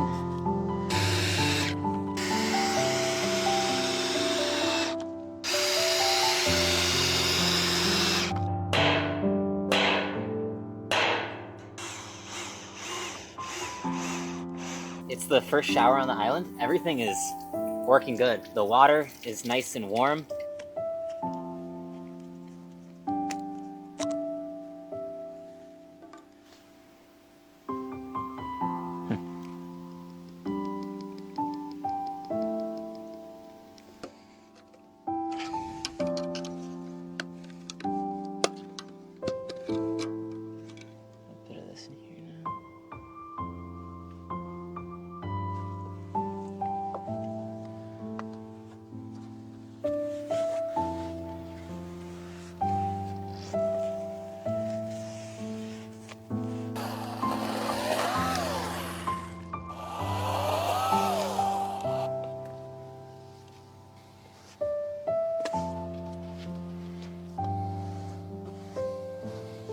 That outhouse has now been treated.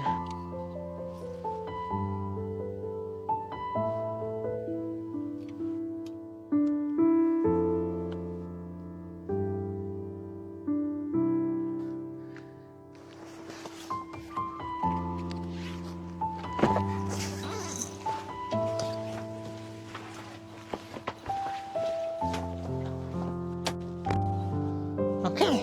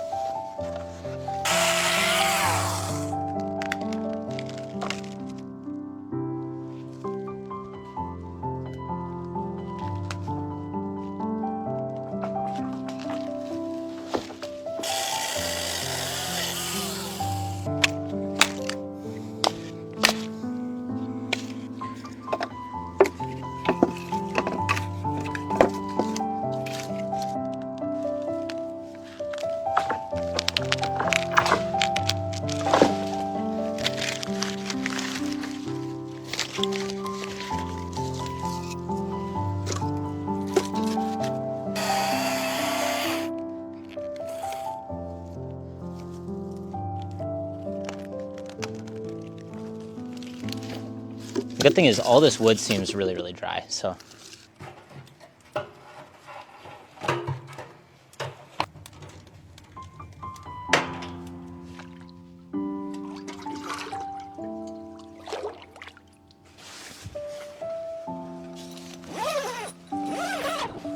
Basically, if you've never been in a sauna before, you get it nice and hot, and now the rocks are very hot, so you fill up your little ladle thing with water, and in Finnish it's called like heitä löyly. I don't know, like throwing, I don't know what the hell it would be in English, but you just chuck it on and it evaporates.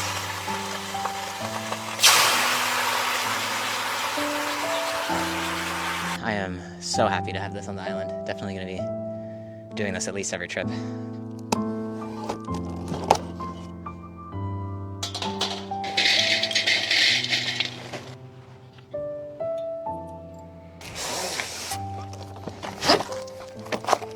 So this is what we got. It is actually charging the battery, which is cool. I want to look at it tomorrow and see when it's actually sunny. I think it's supposed to be sunny tomorrow.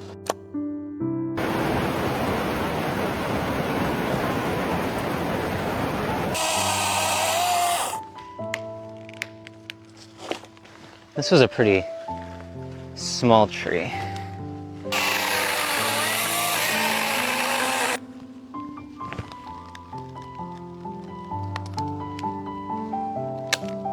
This is why I didn't want to fill it this way. It's in that tree.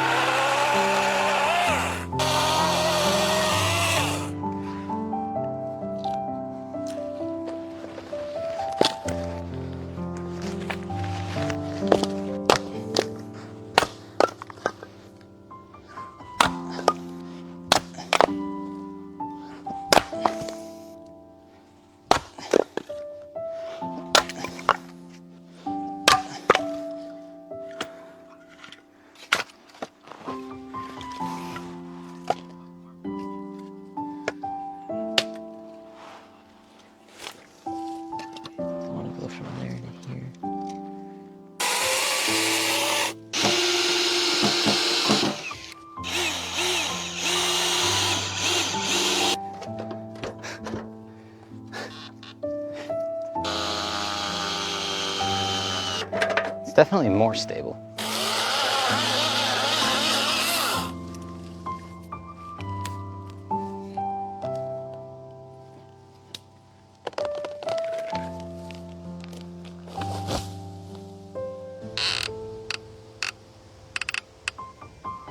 That thing is huge. This thing has these like massive ass, just like fungus things. Ow! Oh, it's hard.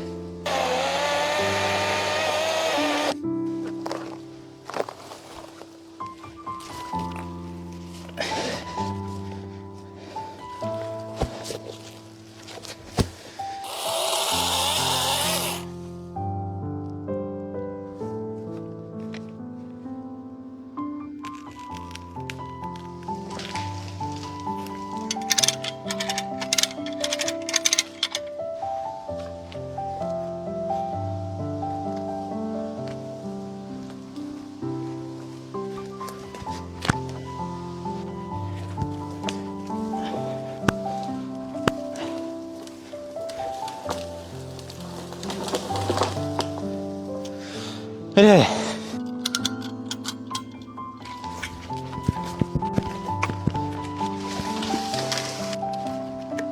How is that not falling? It's like defying gravity.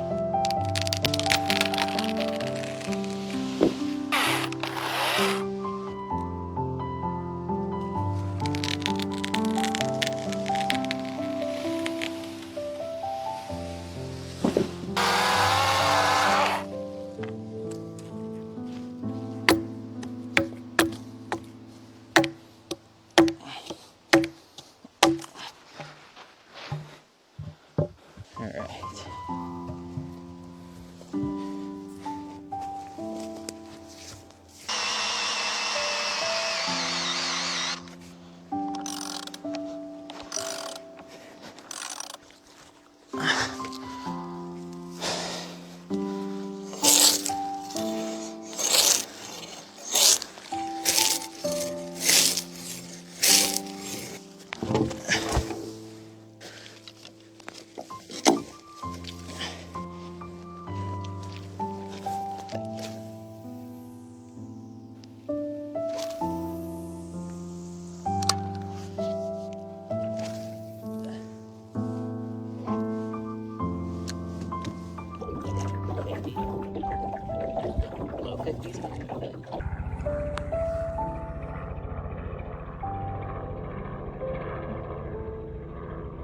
So I just got all the calculations done last night, and basically this is what we want to be building for the sauna cabin, and it would be almost a 6x6 square, 6x6 meter square, and I want to have 3 portions that are like actual structure, and then 1 square be a covered deck. In the end, I ended up saying we need, if for a 30 centimeter tree, we would need 45 7-meter logs.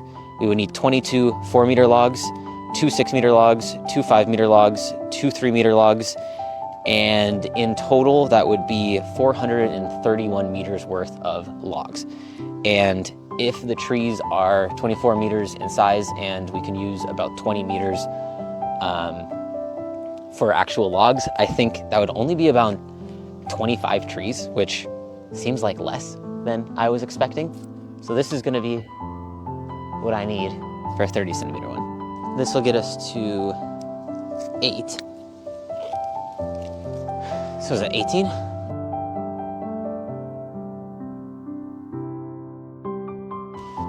All right, so that's gonna be all of the trees. I think we have 28 now marked up.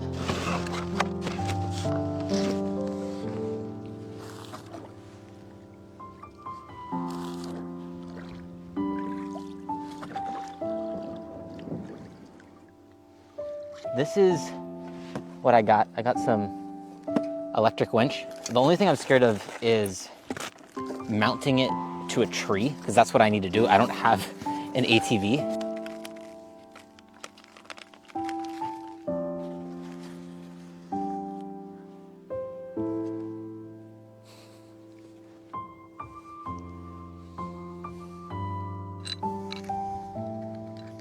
Okay, that fits like that.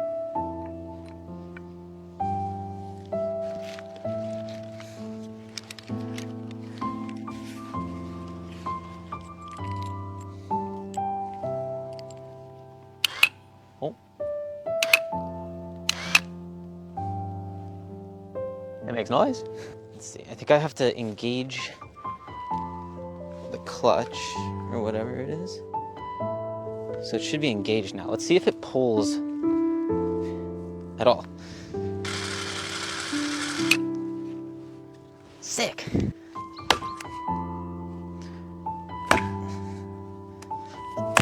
Oh my God.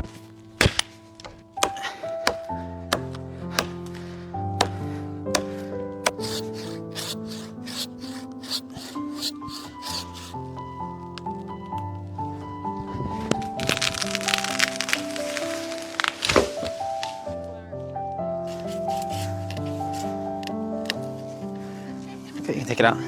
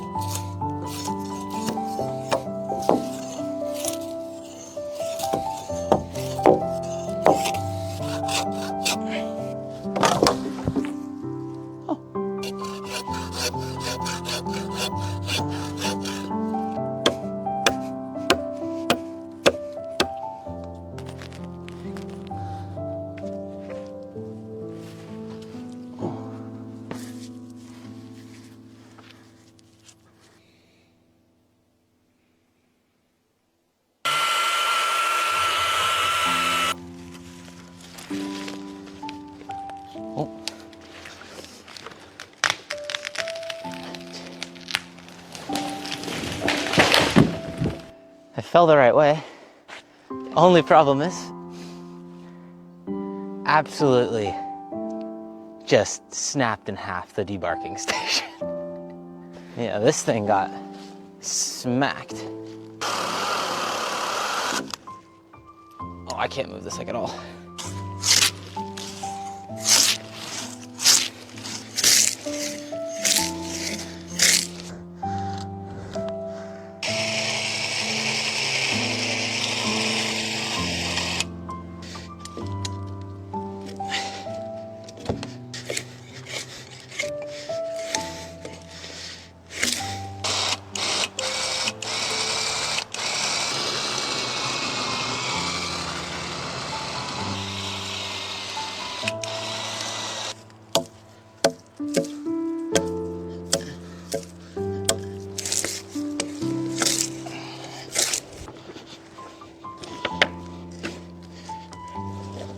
So this is the first snow on the island.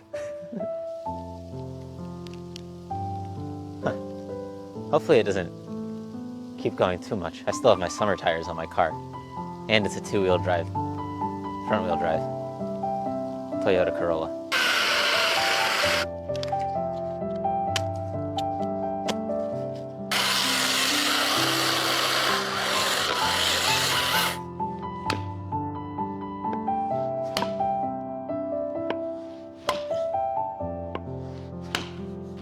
Well, that's not good.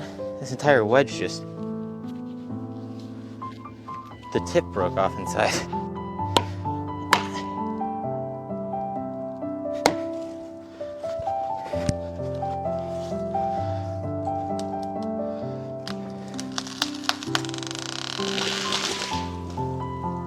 It perfectly hit the one thing it could hit. It's like the only tree that has anything that could stop it, and it's directly in it.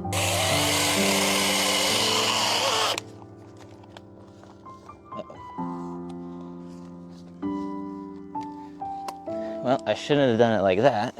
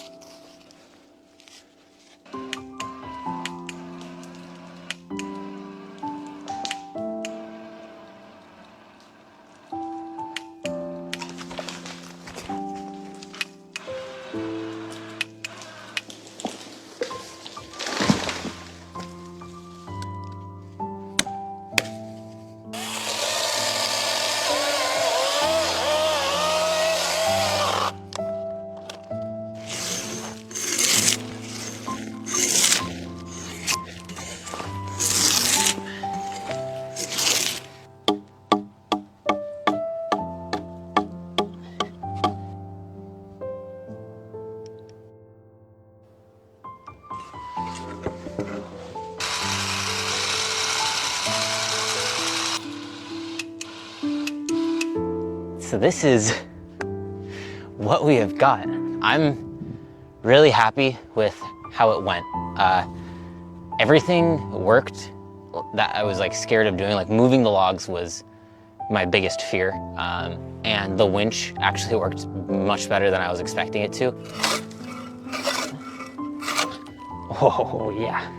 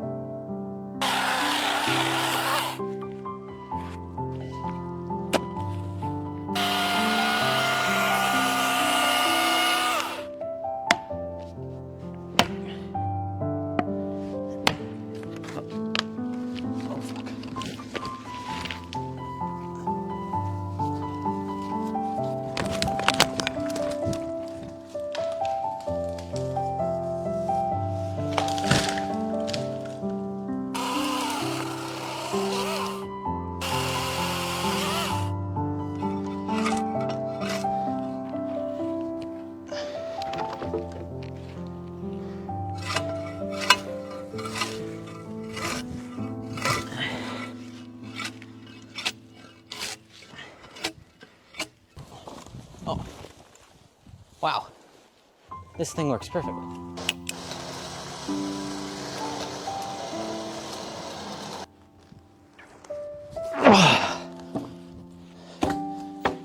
Let's go. Just got that whole tree finished up. We got 1 7 meter, 2 4 meters out of it. I'm getting a little bit less than I was hoping from each tree, but the idea I have for like the tip of the log, the skinnier bit that's too skinny for the log cabin, but it's still like good wood. I think it would be really fun to build like a mini log cabin, basically, like a really tiny one. Basically, it would be like less than like 2 meters by 2.5 meters or something like that. 2.5 meters by 2.5 meters, like under 5 meters squared. I would do like a really simple like button pass thing on it, so I could just get it going really quickly. That's what I'm gonna be trying to do with all the tips. So alongside, while I'm felling all the trees, I'm gonna be trying to build like a mini cabin about where we had the tent when we didn't have the platform. So it's on this western tip of the island. It's like a relatively flat spot. It's one of the only flattish spots without any trees in it. That's like why the tent ended up being there. I'm thinking that's gonna be the spot for the mini cabin.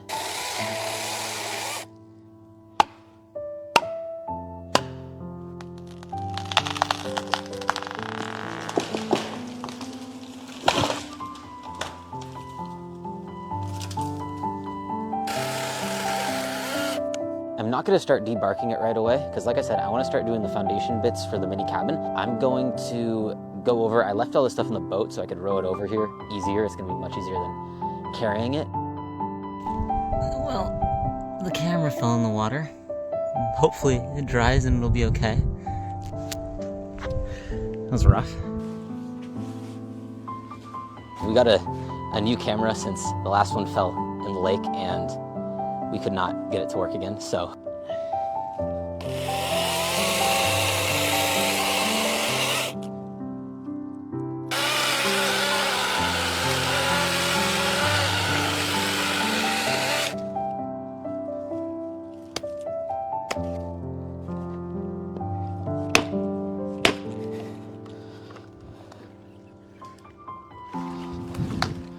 It's gone.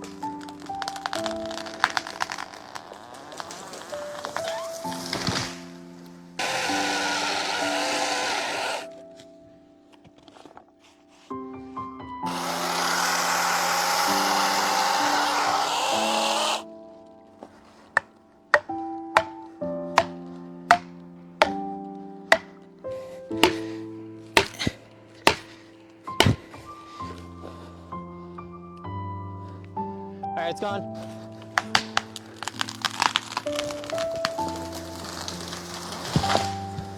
There's ice on the lake, like a really, really thin layer. It's kind of crazy. I wonder if I can find a rock to throw at it.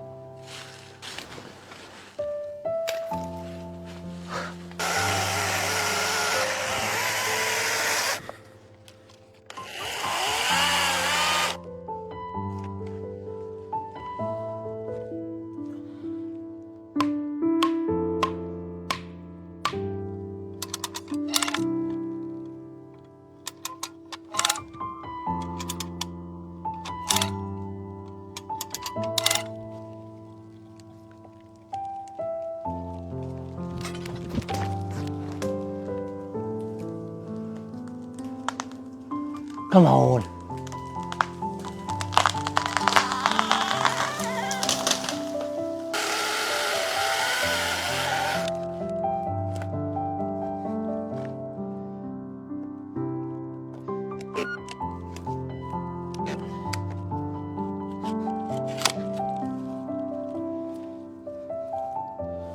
I think if I give it a little, there we go. I'm trying to figure out where I want this thing now. Right in here feels like the best. Like it feels like you're really close to the water, you get the view, but we're still far enough from the coast so that we're like allowed to. I just gotta figure out how to level the ground out and make it work.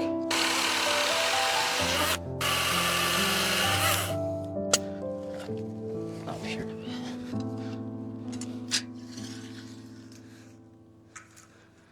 We have 2.5 meters on the side, 2 meters on the other side.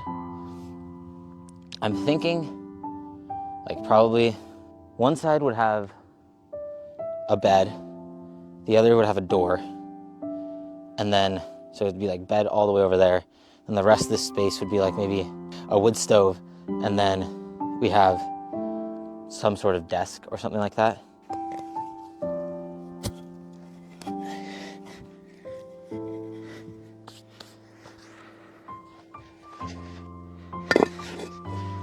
All right.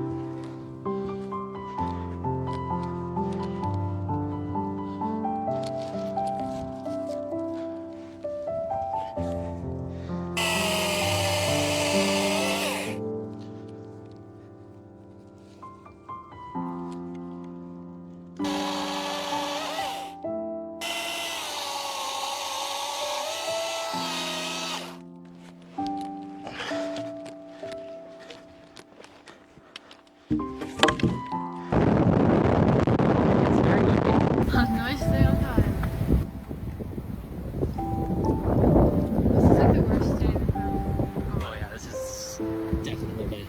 How did we not see this? Raindropped. No.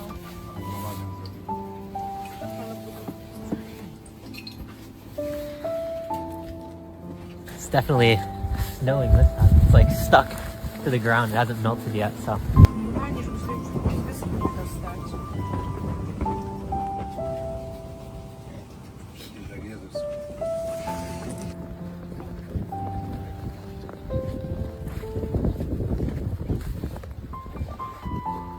We have to figure out how on earth we're getting back because we are going directly into the wind. It is by far the windiest that we've seen it so far. And it's pitch black and it's hard to see. But hopefully we make it back to the car and there's not too much snow and we can still And the boat looks like this.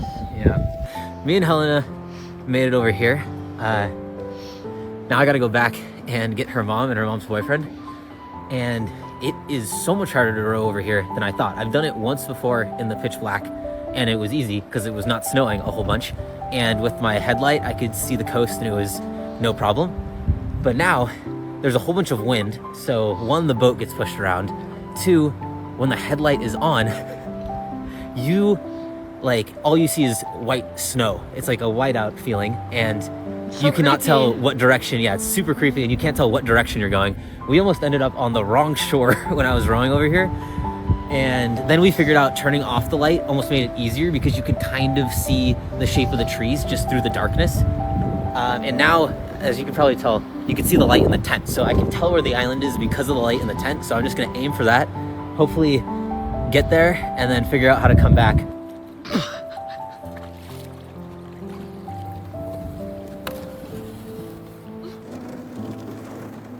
Oh God. The ice is very much, it's like ice. Look at that. You got a thin layer. I think the boat should go through it just fine. It's like glass, so.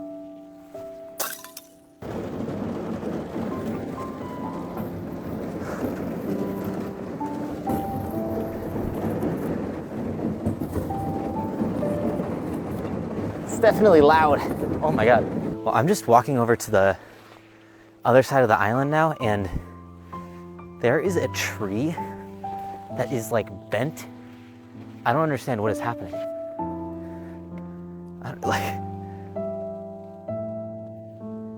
I don't even understand how that happened. It's like still attached on the ground, but then it goes up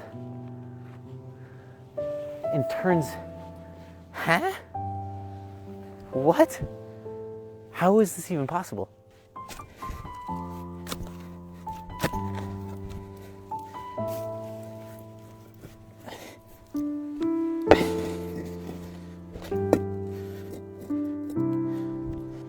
Oh, that should work. That seems perfect. I have these a bit better. I still don't think they're perfect, especially this one. I want to get more rocks because it feels much better like that one where I have all the rocks kind of surrounding it.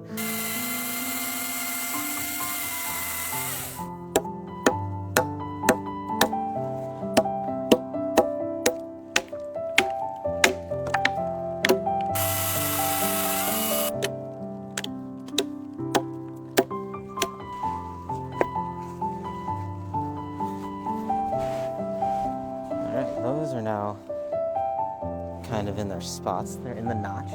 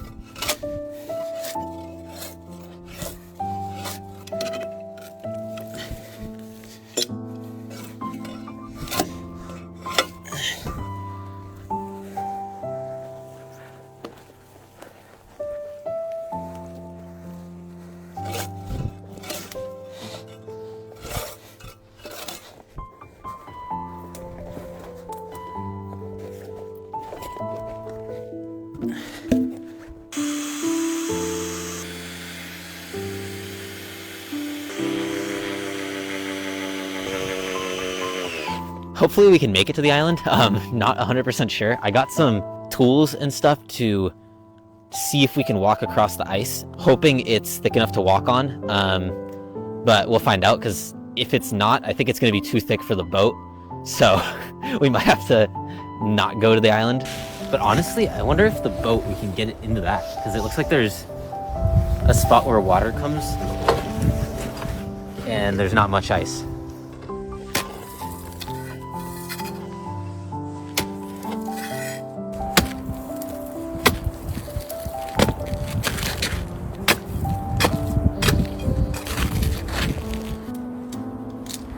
I mean, it's 7 centimeters here. I'm scared of that line that's over. Yeah. I wonder if we go around, it's a shorter distance. Yeah, I mean, it's like 6 centimeters. Just before, like, me and Helena both came onto the ice for a bit, and it just started cracking underneath our feet. We could really hear it and feel it. I don't think it's worth us trying. It says online and all the things that like 10 centimeters is the safe amount. So being under that and having to bring a whole bunch of stuff there, even though it is so close and I was able to get there, it just feels like the wrong decision to try and bring all this stuff over there. We have to do at least 3-4 trips. I am back at the island. This is the first trip of 2025. Just time to get back to work. Today, the main focus is going to be getting the setup situated for the winter time, since it is getting really cold. I think it's like negative 15 Celsius out right now, and it's going to get down to negative 18 tonight.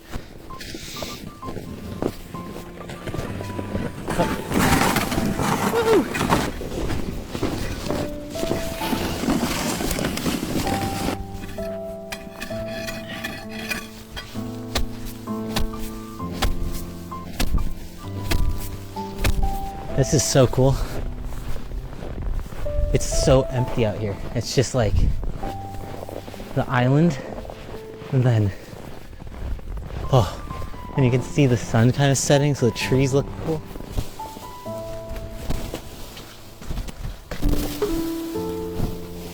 I've got it all set up. I've got the exhaust going out.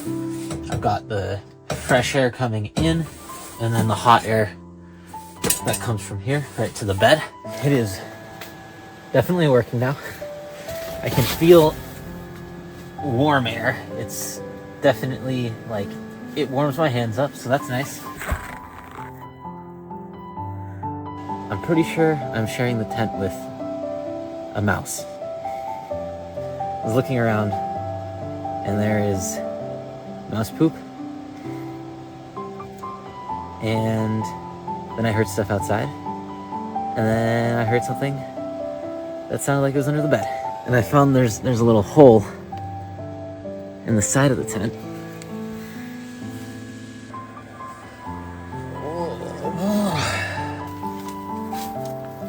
It's not on this side.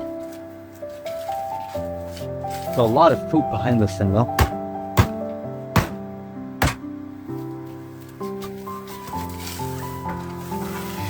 Some other critter walked to the island.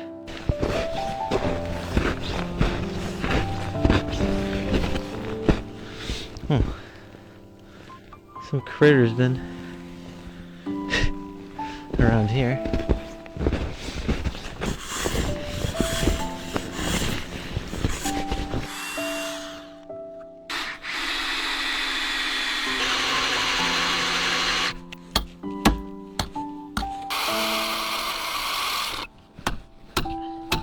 God damn it. I got stuck in the one thing. Time to winch.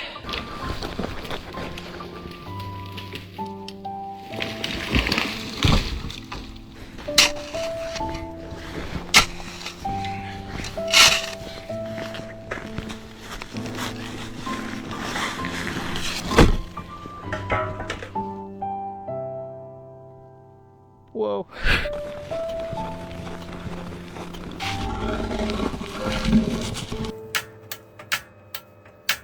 It was on a second ago, and now it stopped. Maybe I won't be eating. God, it is weird. Just walking out here, it's so dark on the lake. It's crazy. The bark is so much harder to debark than it was like a month ago. I remember reading online that it's harder to debark in the winter. I think there's like the sap layer or something in between isn't really present. I don't know, but I did not think it was going to be this difficult.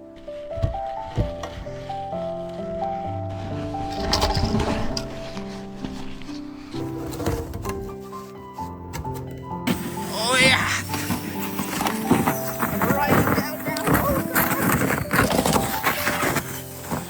Alright, I'm gonna try going down this thing.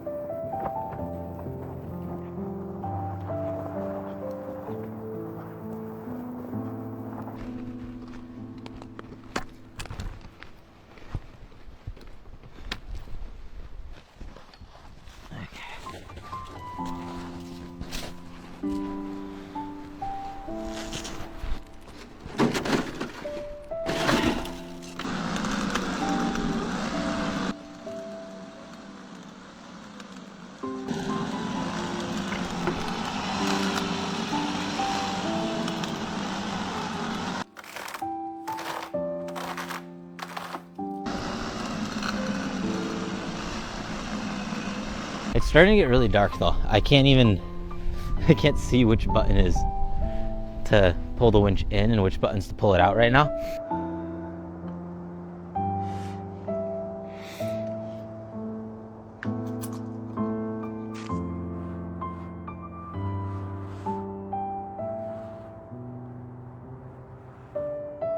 I saw that thing. Oh, there it is.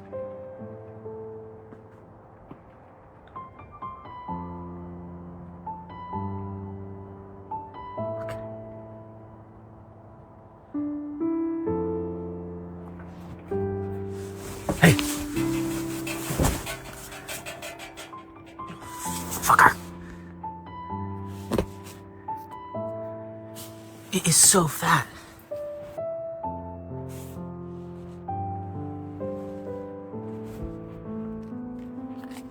Well, there's no longer a mouse in the tent, at least if there was only one.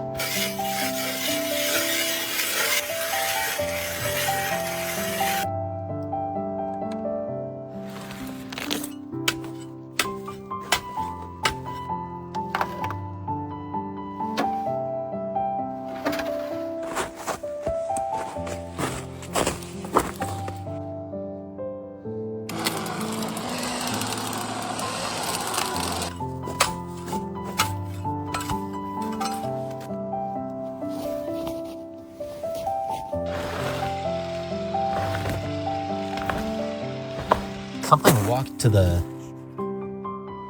island. I don't even know what type of footprints those could be. They're so deep.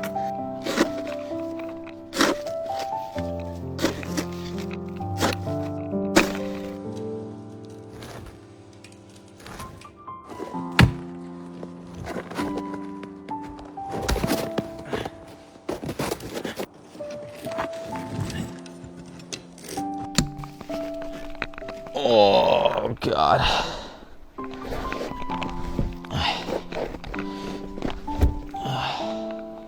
I can't really move this one.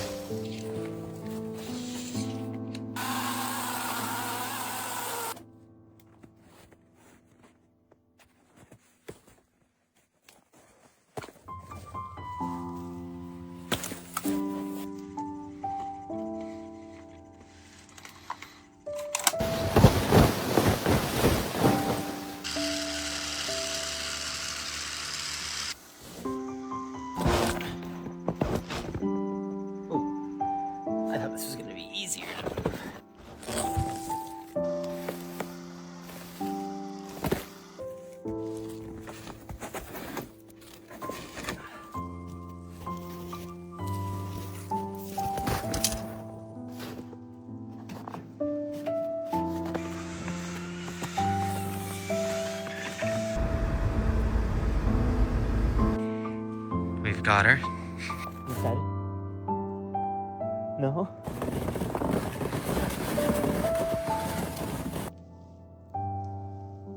That's creepy. We are doing a deep clean of the tent.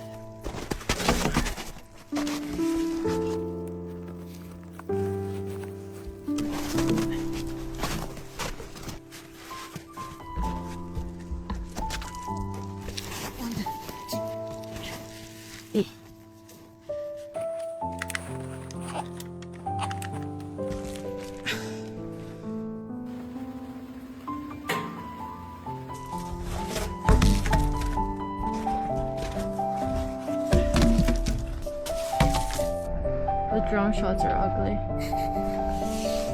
I think they're cool. We're gonna show them real drone shots. I think it's cool. It's like the island disappears into the fog.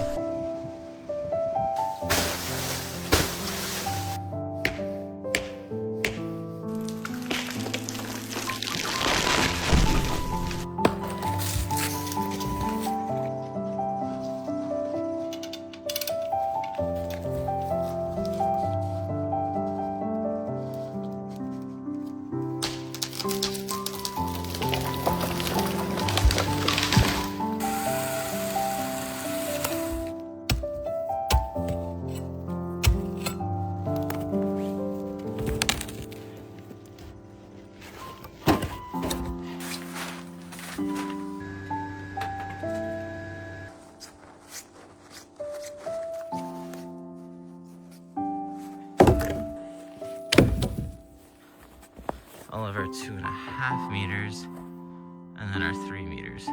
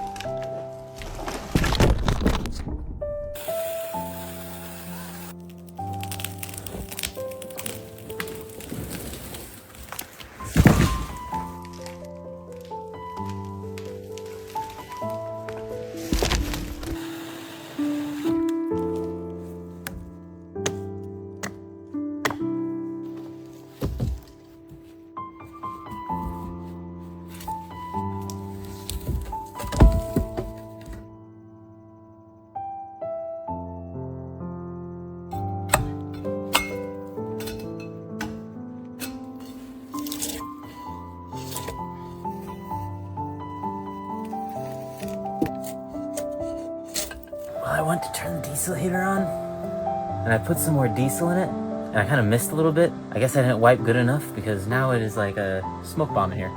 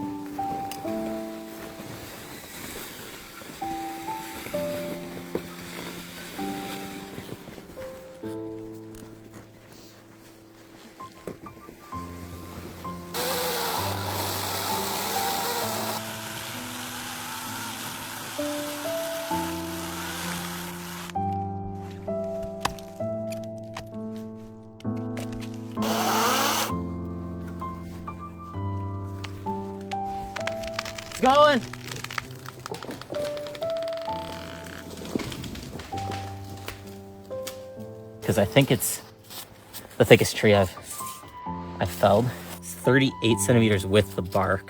It seems like it's 34.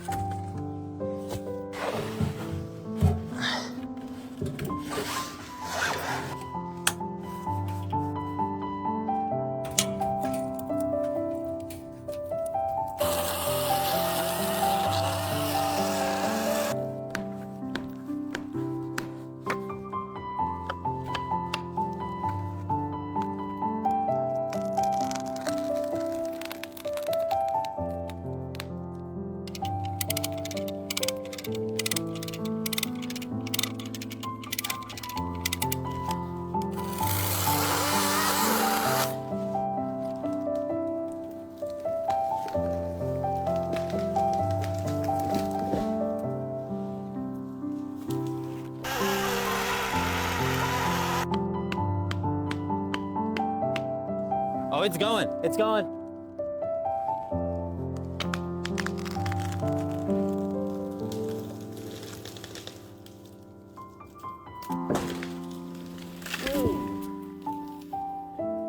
That was crazy.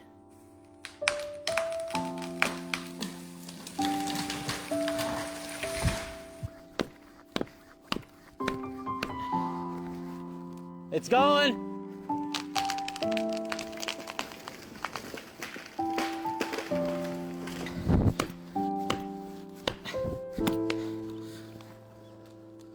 Come on. It's going.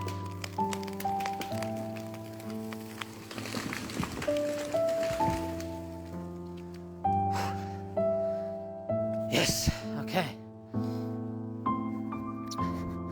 This is another massive one. My bar didn't reach all the way through again.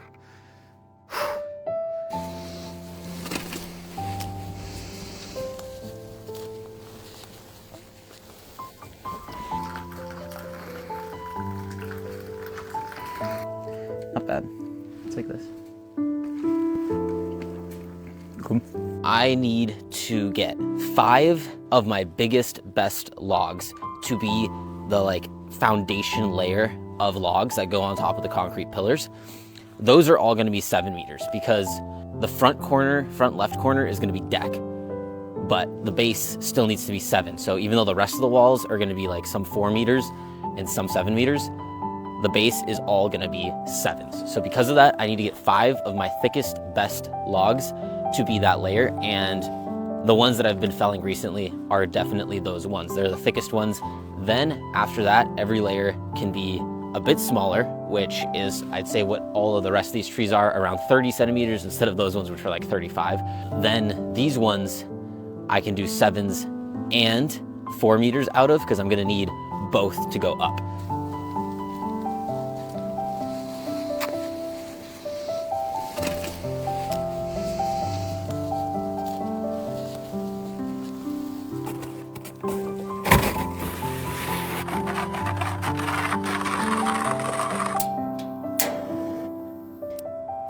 Hopefully I can cook this thing now.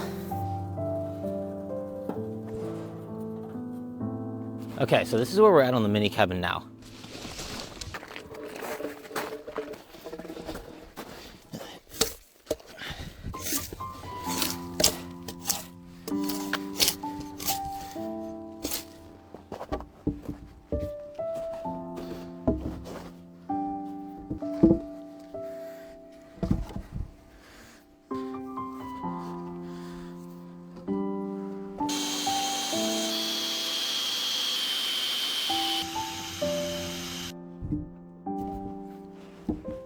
I'm so happy about having the grill. I realized I put this on the wrong way. This top one, it is a butt on this side and a tip on that side. And the one below it is also in that direction. And because of it, it's too short on this side and it's too tall on this side. So I just went and unscrewed it. So hopefully I can just rotate it and put it the way it was supposed to go.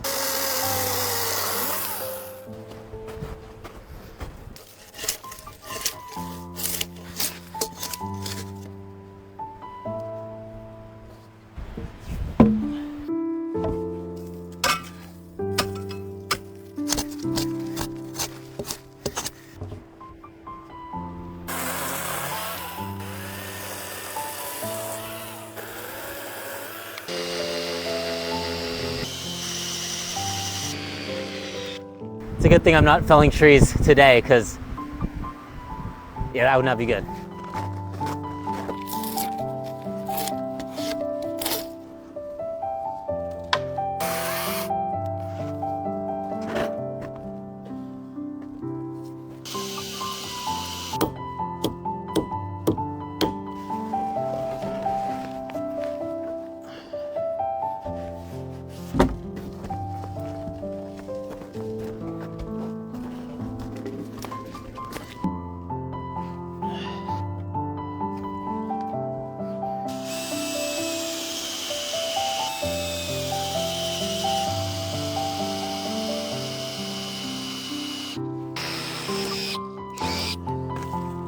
This thing, which is a skidding cone, should make moving the logs much, much easier. Got a new winch. Thank you so much for them for all of this equipment.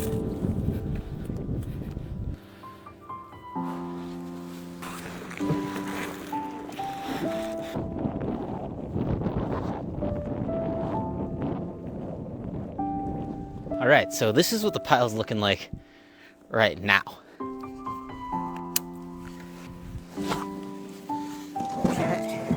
On. Oh my.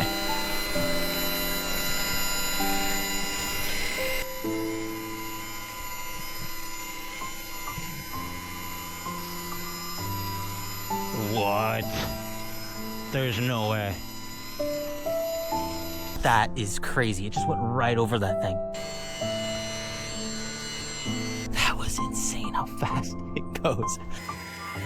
That is insane.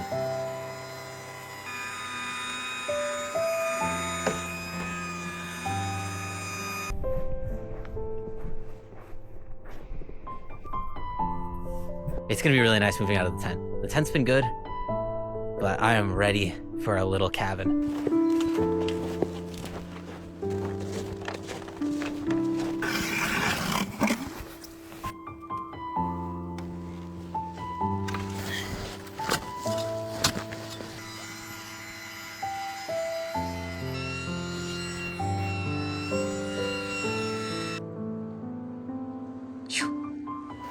It's nice.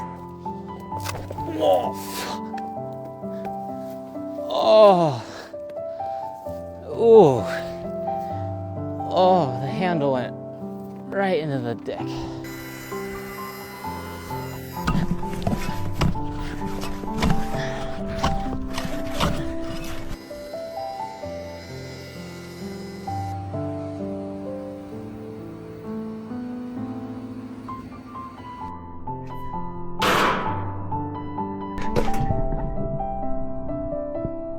There's another mouse in the tent.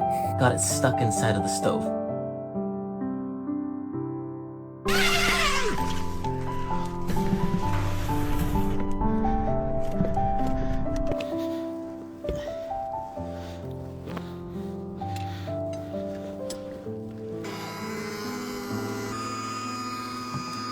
I still can't get over how much easier this is than it used to be. Whoa!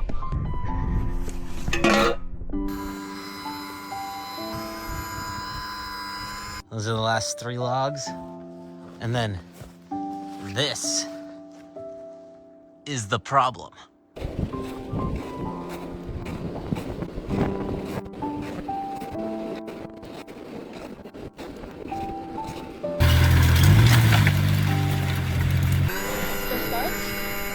Yeah, try it.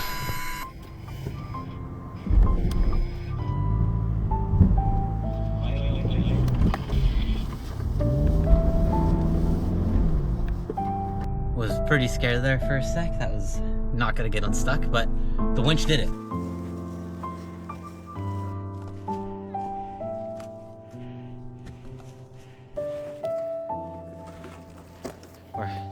yeah. Push in, twist. Yep.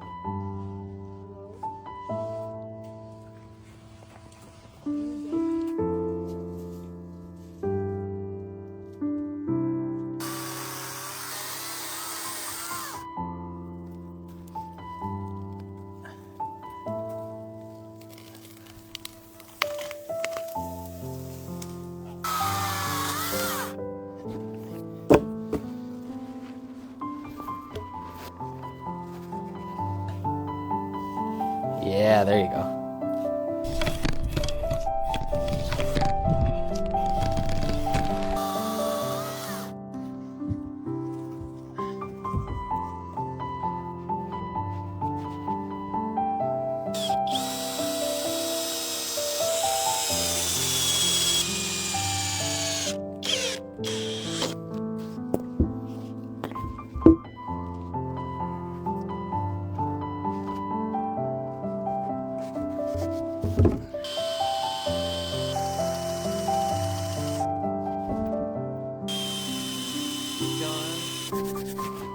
Yeah, trade.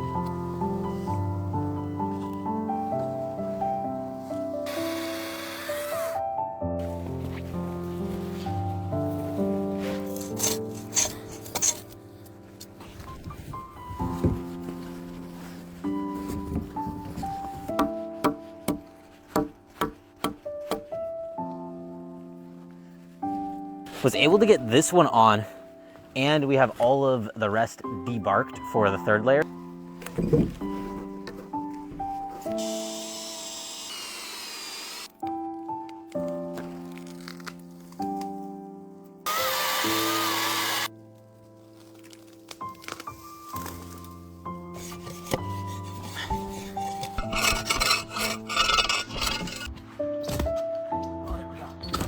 The hole is dug. I'm gonna send some pictures to the architect, hopefully in the next, I don't know how long it takes, but a bit of time. He gets some drawings done and we can show you guys like what it really looks like when somebody that knows what they're doing is trying to put it together.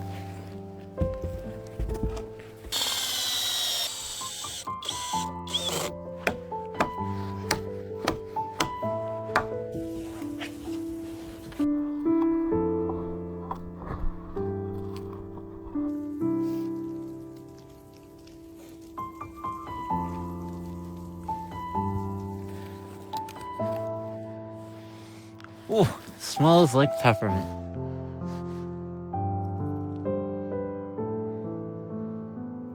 This deck will be the peppermint deck. How the hell do they get up there? These things do ninja tricks? Or is it only this corner? Like, ain't no way a mouse can jump up that. Can they walk upside down? Like what?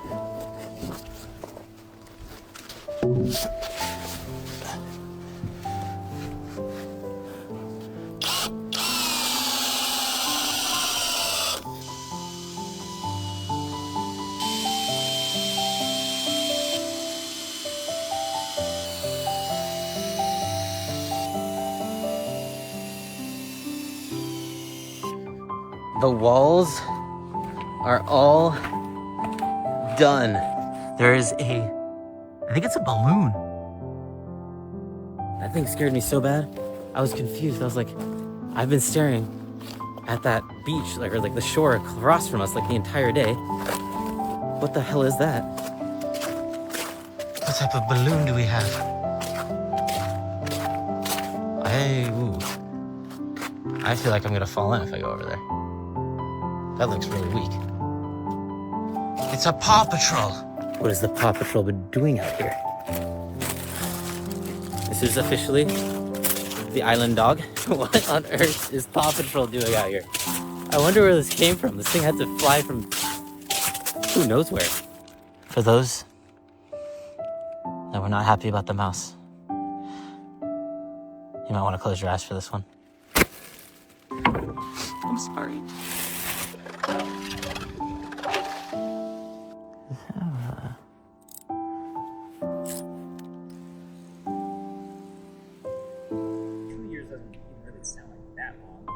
Fast. Remember Skype? Remember how Skype was like default for online video calling?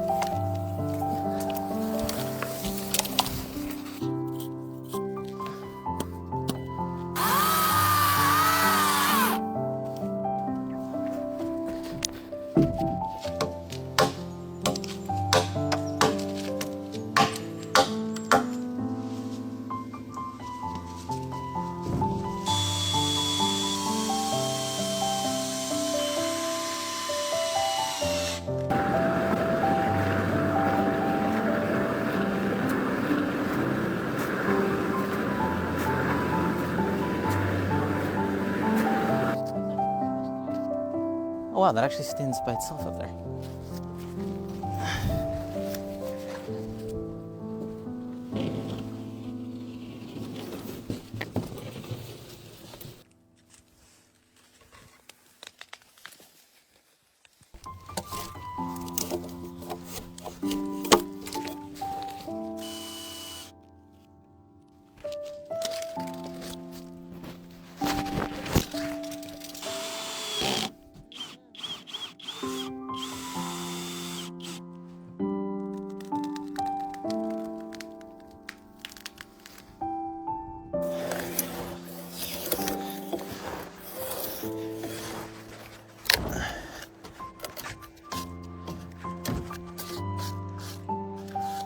Yeah.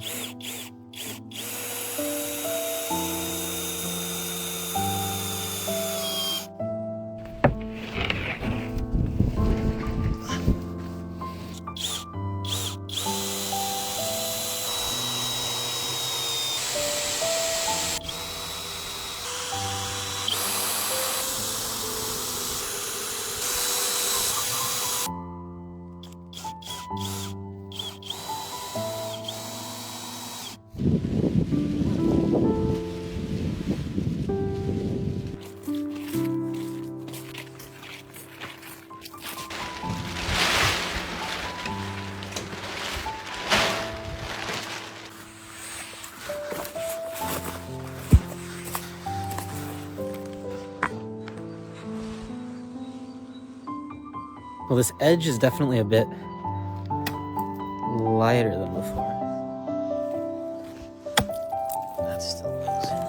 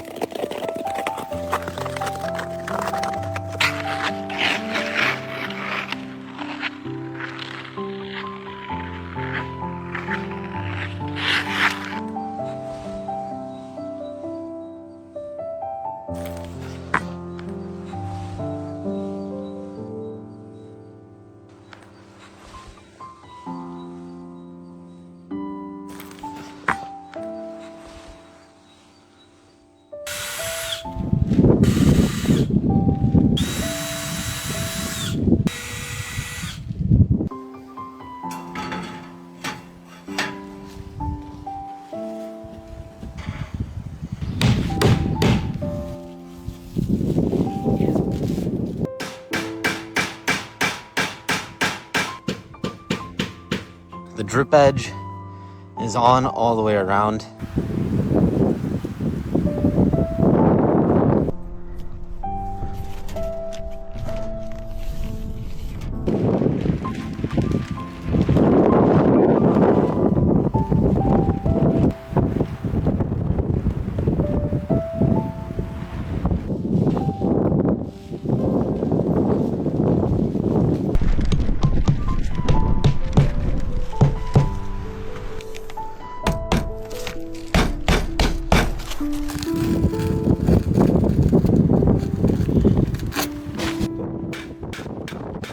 The roof has the roofing stuff all over it.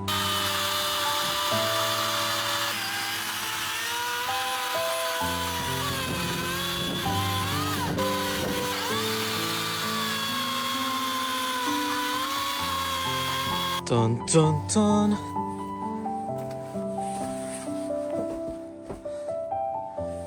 Look at that.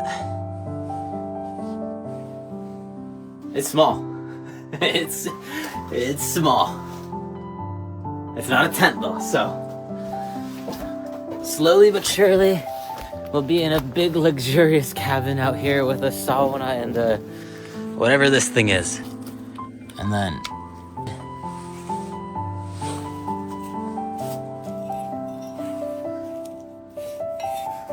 still doesn't fit almost.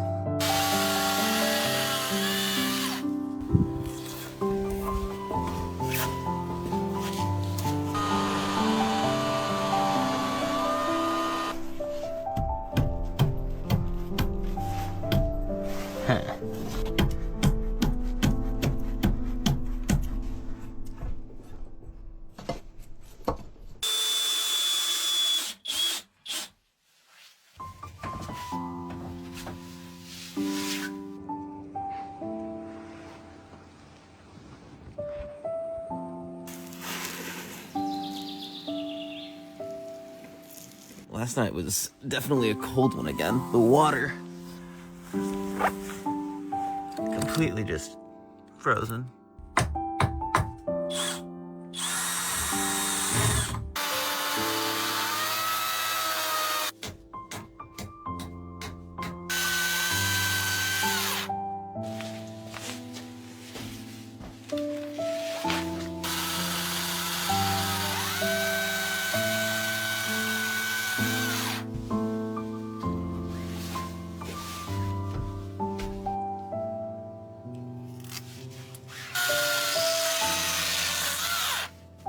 I mean, basically a gap exactly that big, so.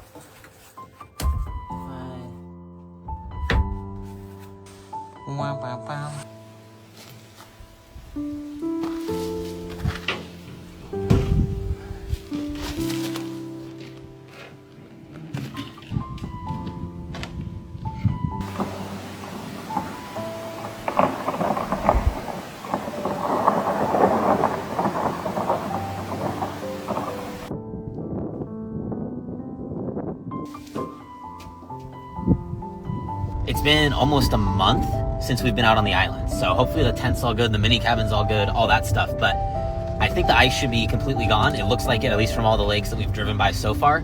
So, gonna be back in the boat, and we'll see how that goes.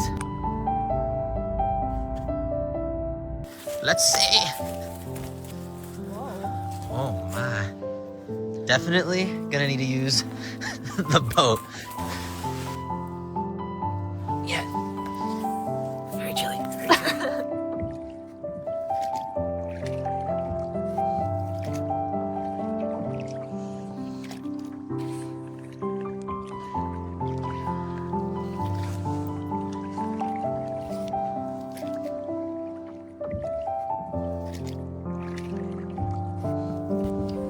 I'm so happy that the island is an island again.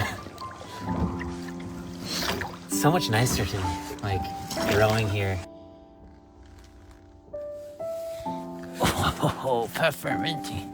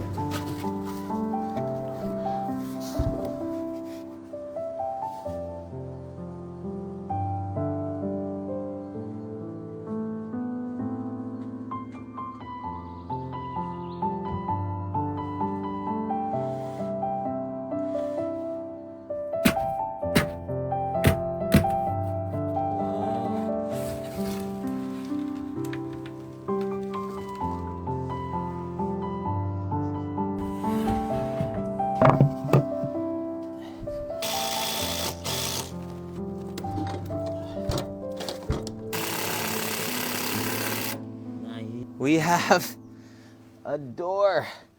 Go. Do you need me to hold the boat for you? Can you hold the boat for me? Can you help me? Whoa! Oh, Jesus Christ! Oh my God! Okay. That's not. Ready? No. I got my further. Yeah. Oh, man. Oh, Jesus! No! Whoa! Holy crap! Okay, we're ready. Jesus! You're the one that wanted me in the back. Oh my God! I thought I looked bad on the boat. The food goes there.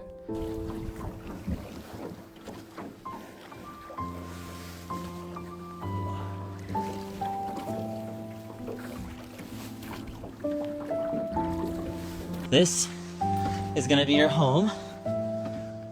Wow. It's like the Ritz-Carlton. Yeah. This is gonna be the first time sleeping in the mini cabin.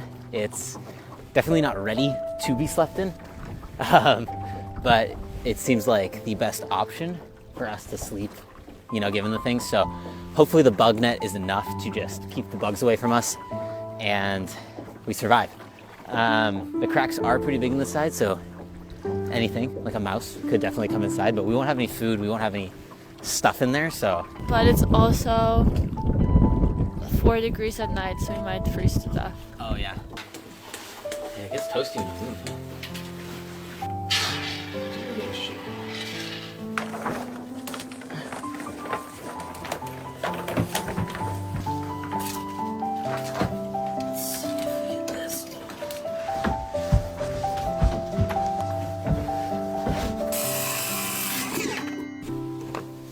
Over here somewhere.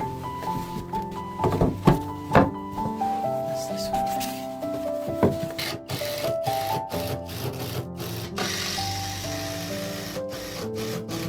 This stuff is very hard. It's like a rock. Yeah, this is like a rock. This isn't. It's gonna be warm, but it's gonna be hard.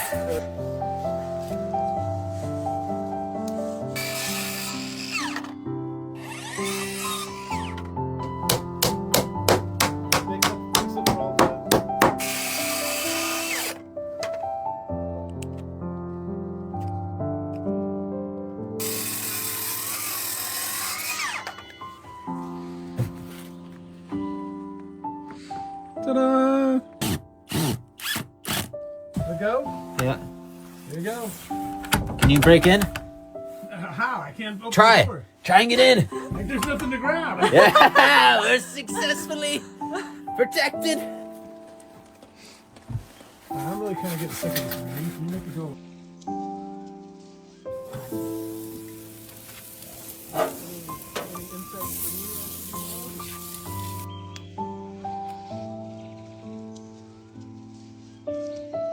Getting ready to spend our first night in this thing. Kind of cool. It's crazy though, like having a secure little cabin. Like this thing is locked and we have walls all around us. Even though there's gaps, like we are in a structure, which is really cool.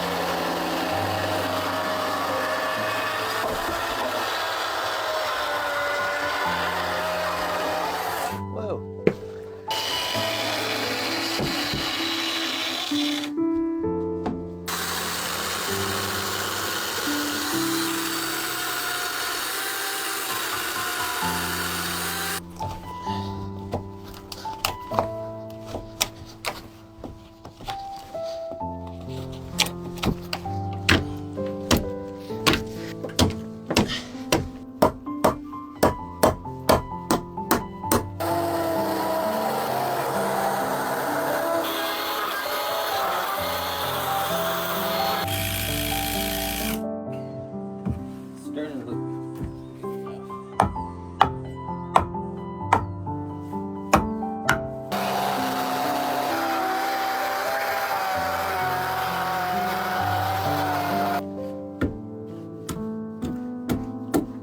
Up here, this is your bottom right here, top one.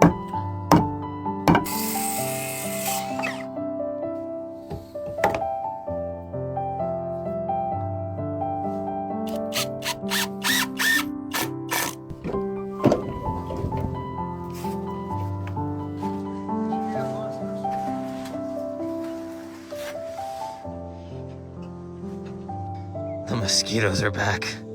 Oh no. Oh no. Okay, I haven't seen one freaking mosquito. Where are they coming from? I just want to know where these magic mosquitoes are going to come and get you.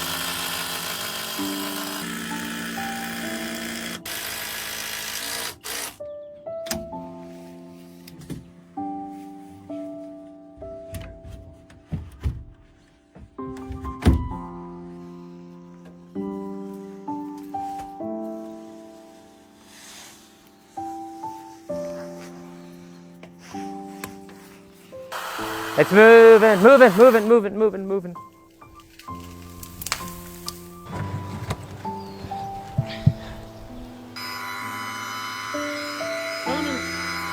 It is. Oh, we're taking the whole thing down.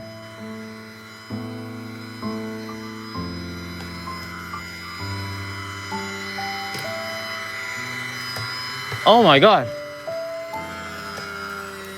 Huh.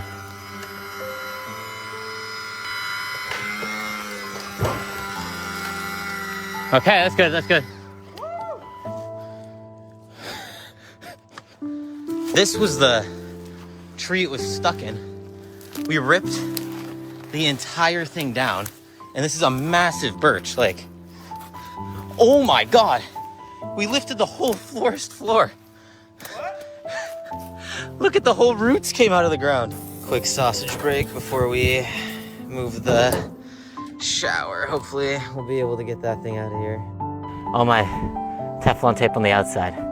We'll make sure when we put it back together, to put it on the inside. Apparently, it works a little better that way. Coming apart. Yeah, don't hold that.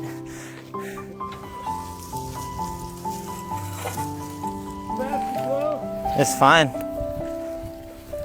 Let's just set it down here for now. Turn it sideways, just turn it. Ready? No. Wait. No. Don't please substitute. Oh my God. I am terrified.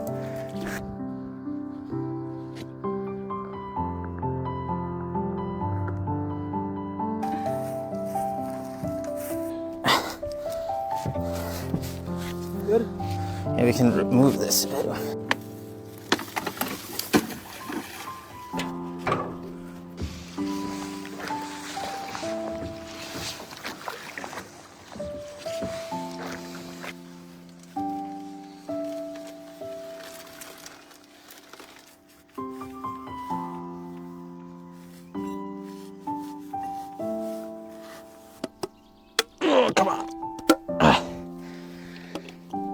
Yes!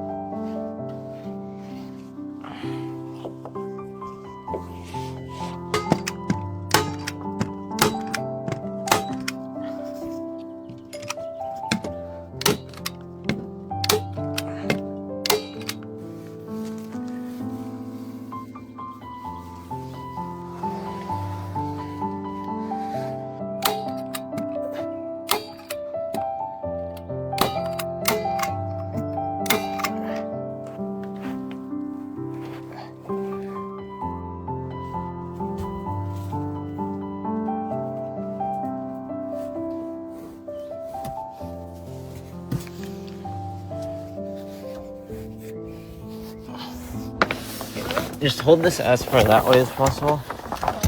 Yeah, just keep it like straight.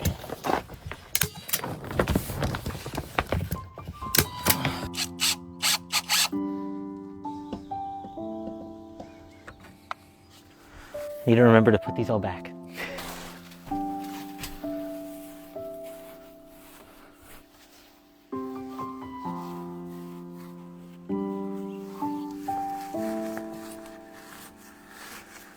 Now this whole entire cabin is insulated and all of the exterior work for treating it and doing those things is done.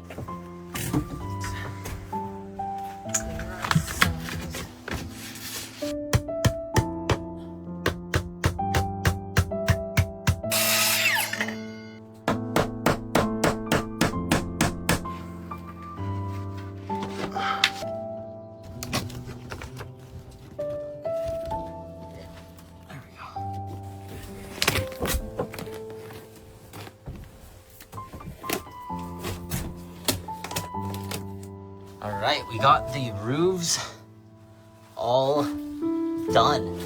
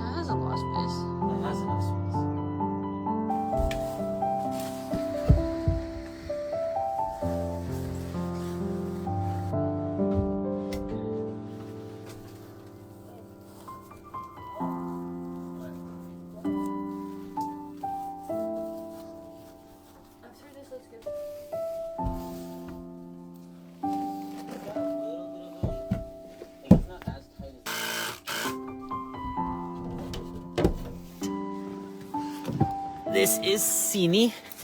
She is 3 months old and a Bernese Mountain Dog puppy.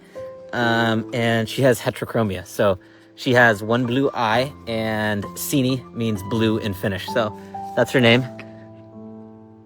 Tula. You're getting ready to flip the boat and somebody just went swimming. Sini? Dobrze, Sini, dobrze, Sini. Oh, land. Can you jump out? Oh no, Sini.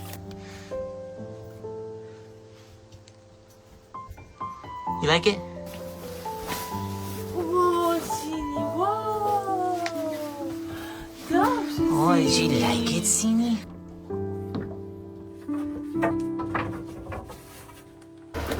What the fuck? That's crazy. That's so weird.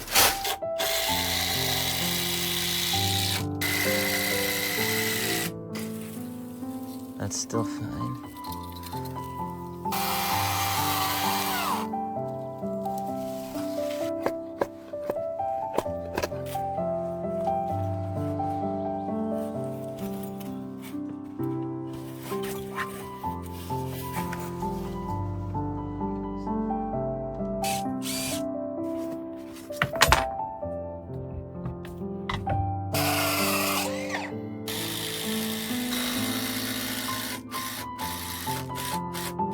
That feels really stable.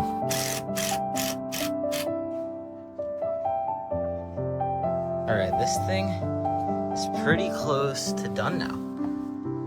I think it looks pretty sweet. We've got the bed, Sini, our clothes hanging. This is gonna go outside eventually, but we're gonna have our power stations here. Maybe use this for some other sort of storage. We've got a little nightstand now, so I can have my water and stuff next to the bed. Hanging all of our things on the wall. I think in the future, we're gonna put a heating thing here, whether it's a fireplace or something like that. Desk is here. Got some little shelves. We've got Sini's stuff here, Helena's stuff here, random stuff plus me on top. And yeah. Sini. Oh my goodness, you're so cute.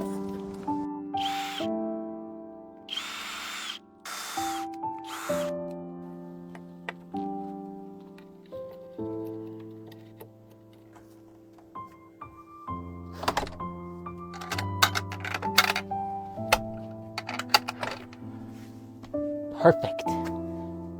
We did it. We have a door!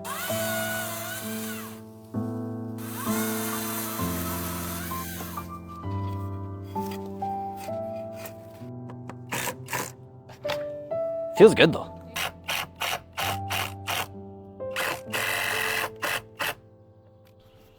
Ho ho ho. It says like Oliver and Helena's kind of like summer cabin is what a mökki is in Finnish.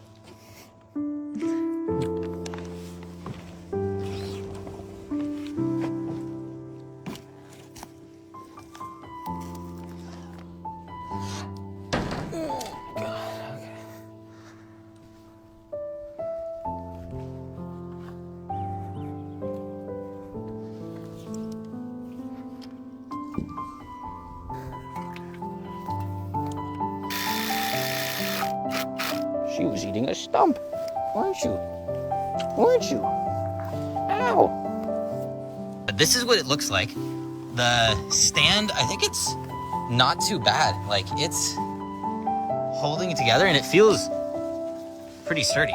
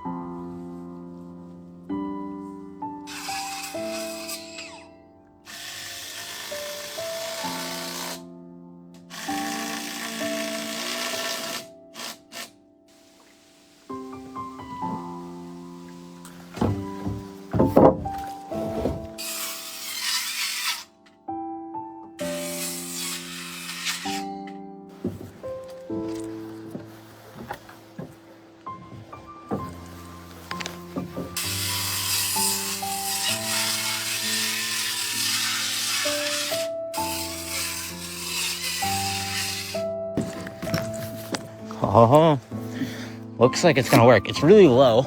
It is working. We are moving slowly but surely towards the island.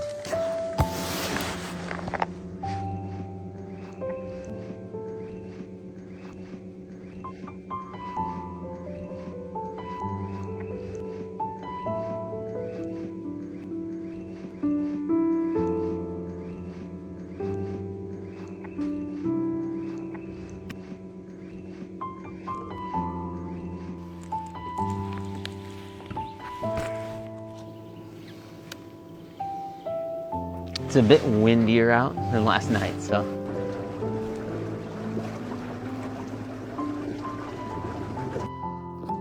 Sini? Sini, who are you waiting for?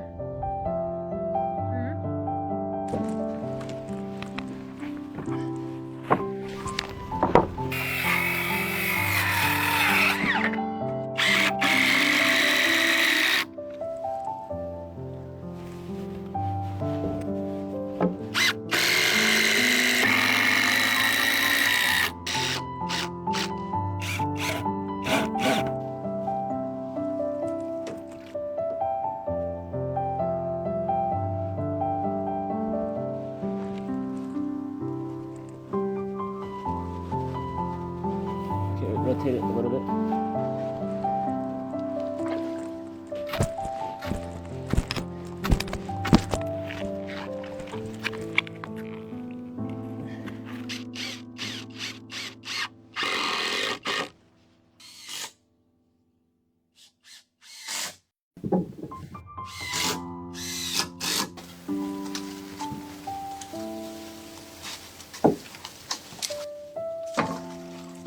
Come on, Sini, you got this. Dobrze, Sini! Dobrze, Sini!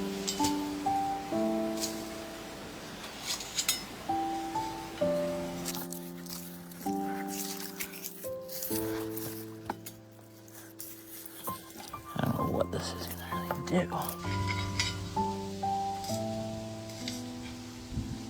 Dobrze, zostaw.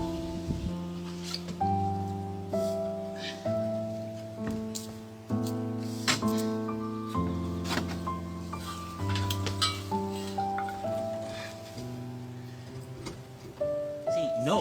Sini. See, watch out. I know.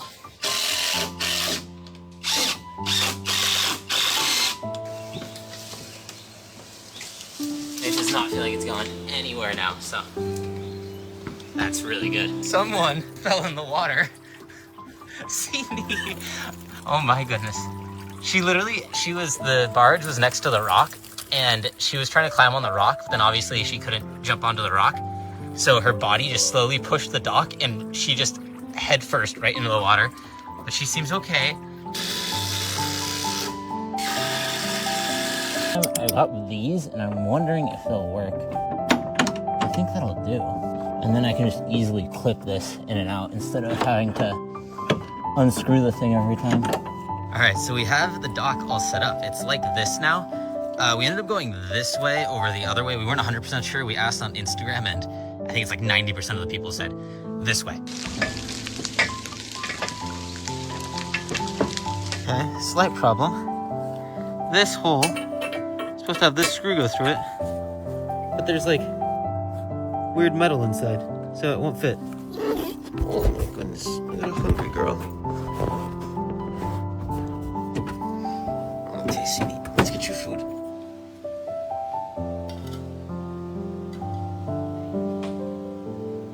Whenever I put these blocks down, Cindy just jams her entire head inside. What is so yummy in there? Huh? Huh? Do you want to be the foundation? I think she does.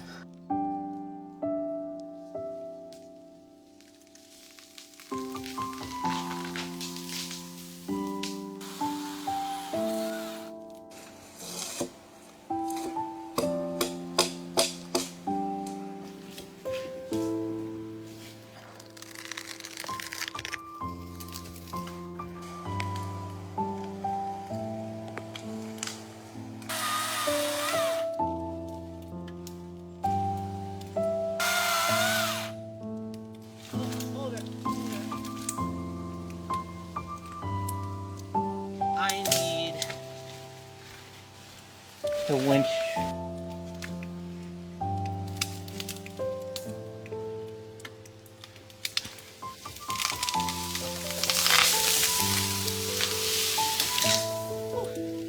Thank you.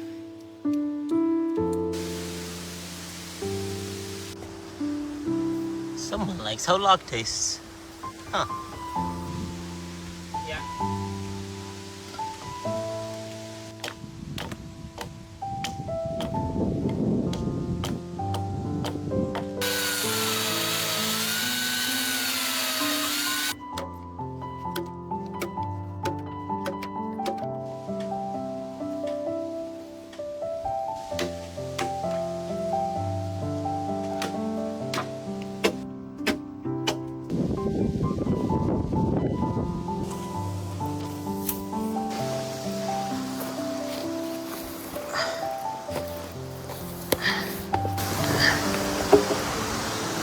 That's crazy.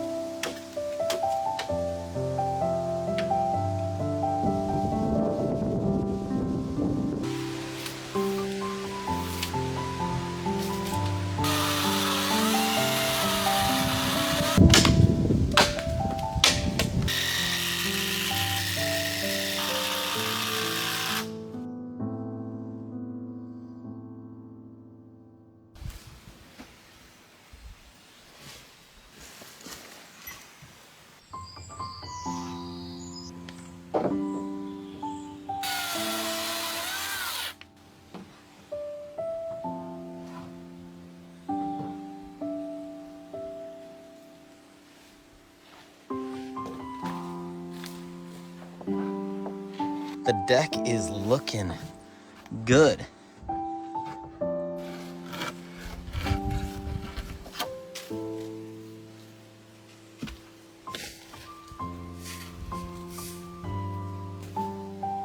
Yeah.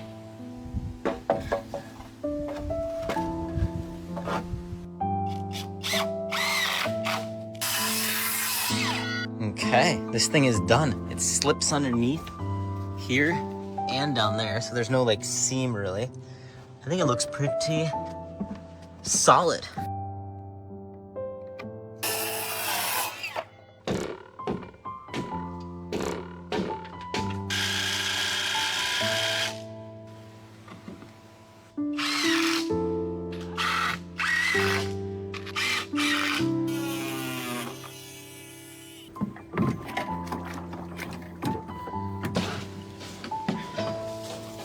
Hold the barbecue.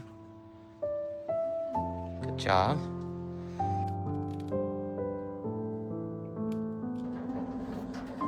Okay, so this is what the setup's looking like right now. Just barbecue table.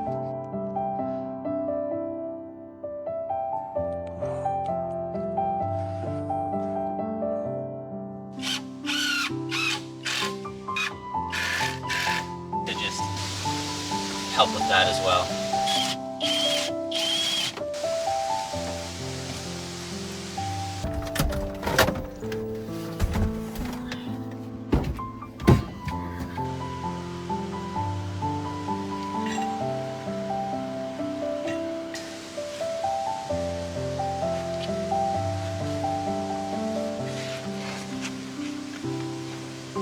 Rockwool's supposed to be really flame resistant, so just in case we have any problems, that should help.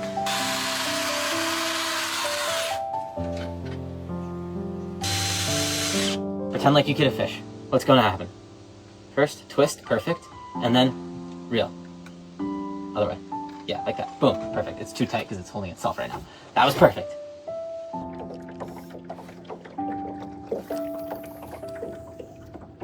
No fish yet, but Sinusha is knocked out and looking cute as hell.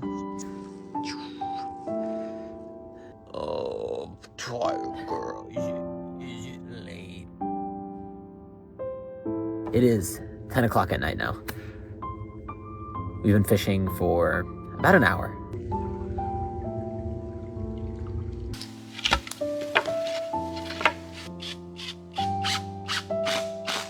All right, so the door's built. I just need the hinges.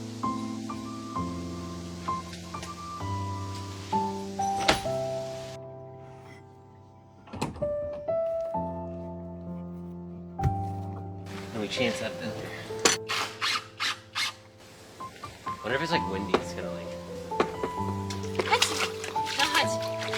Chodź, dobrze, Siri. Dobrze, Siri. Dobrze, Siri. Dobrze. No chodź tutaj. Dobrze.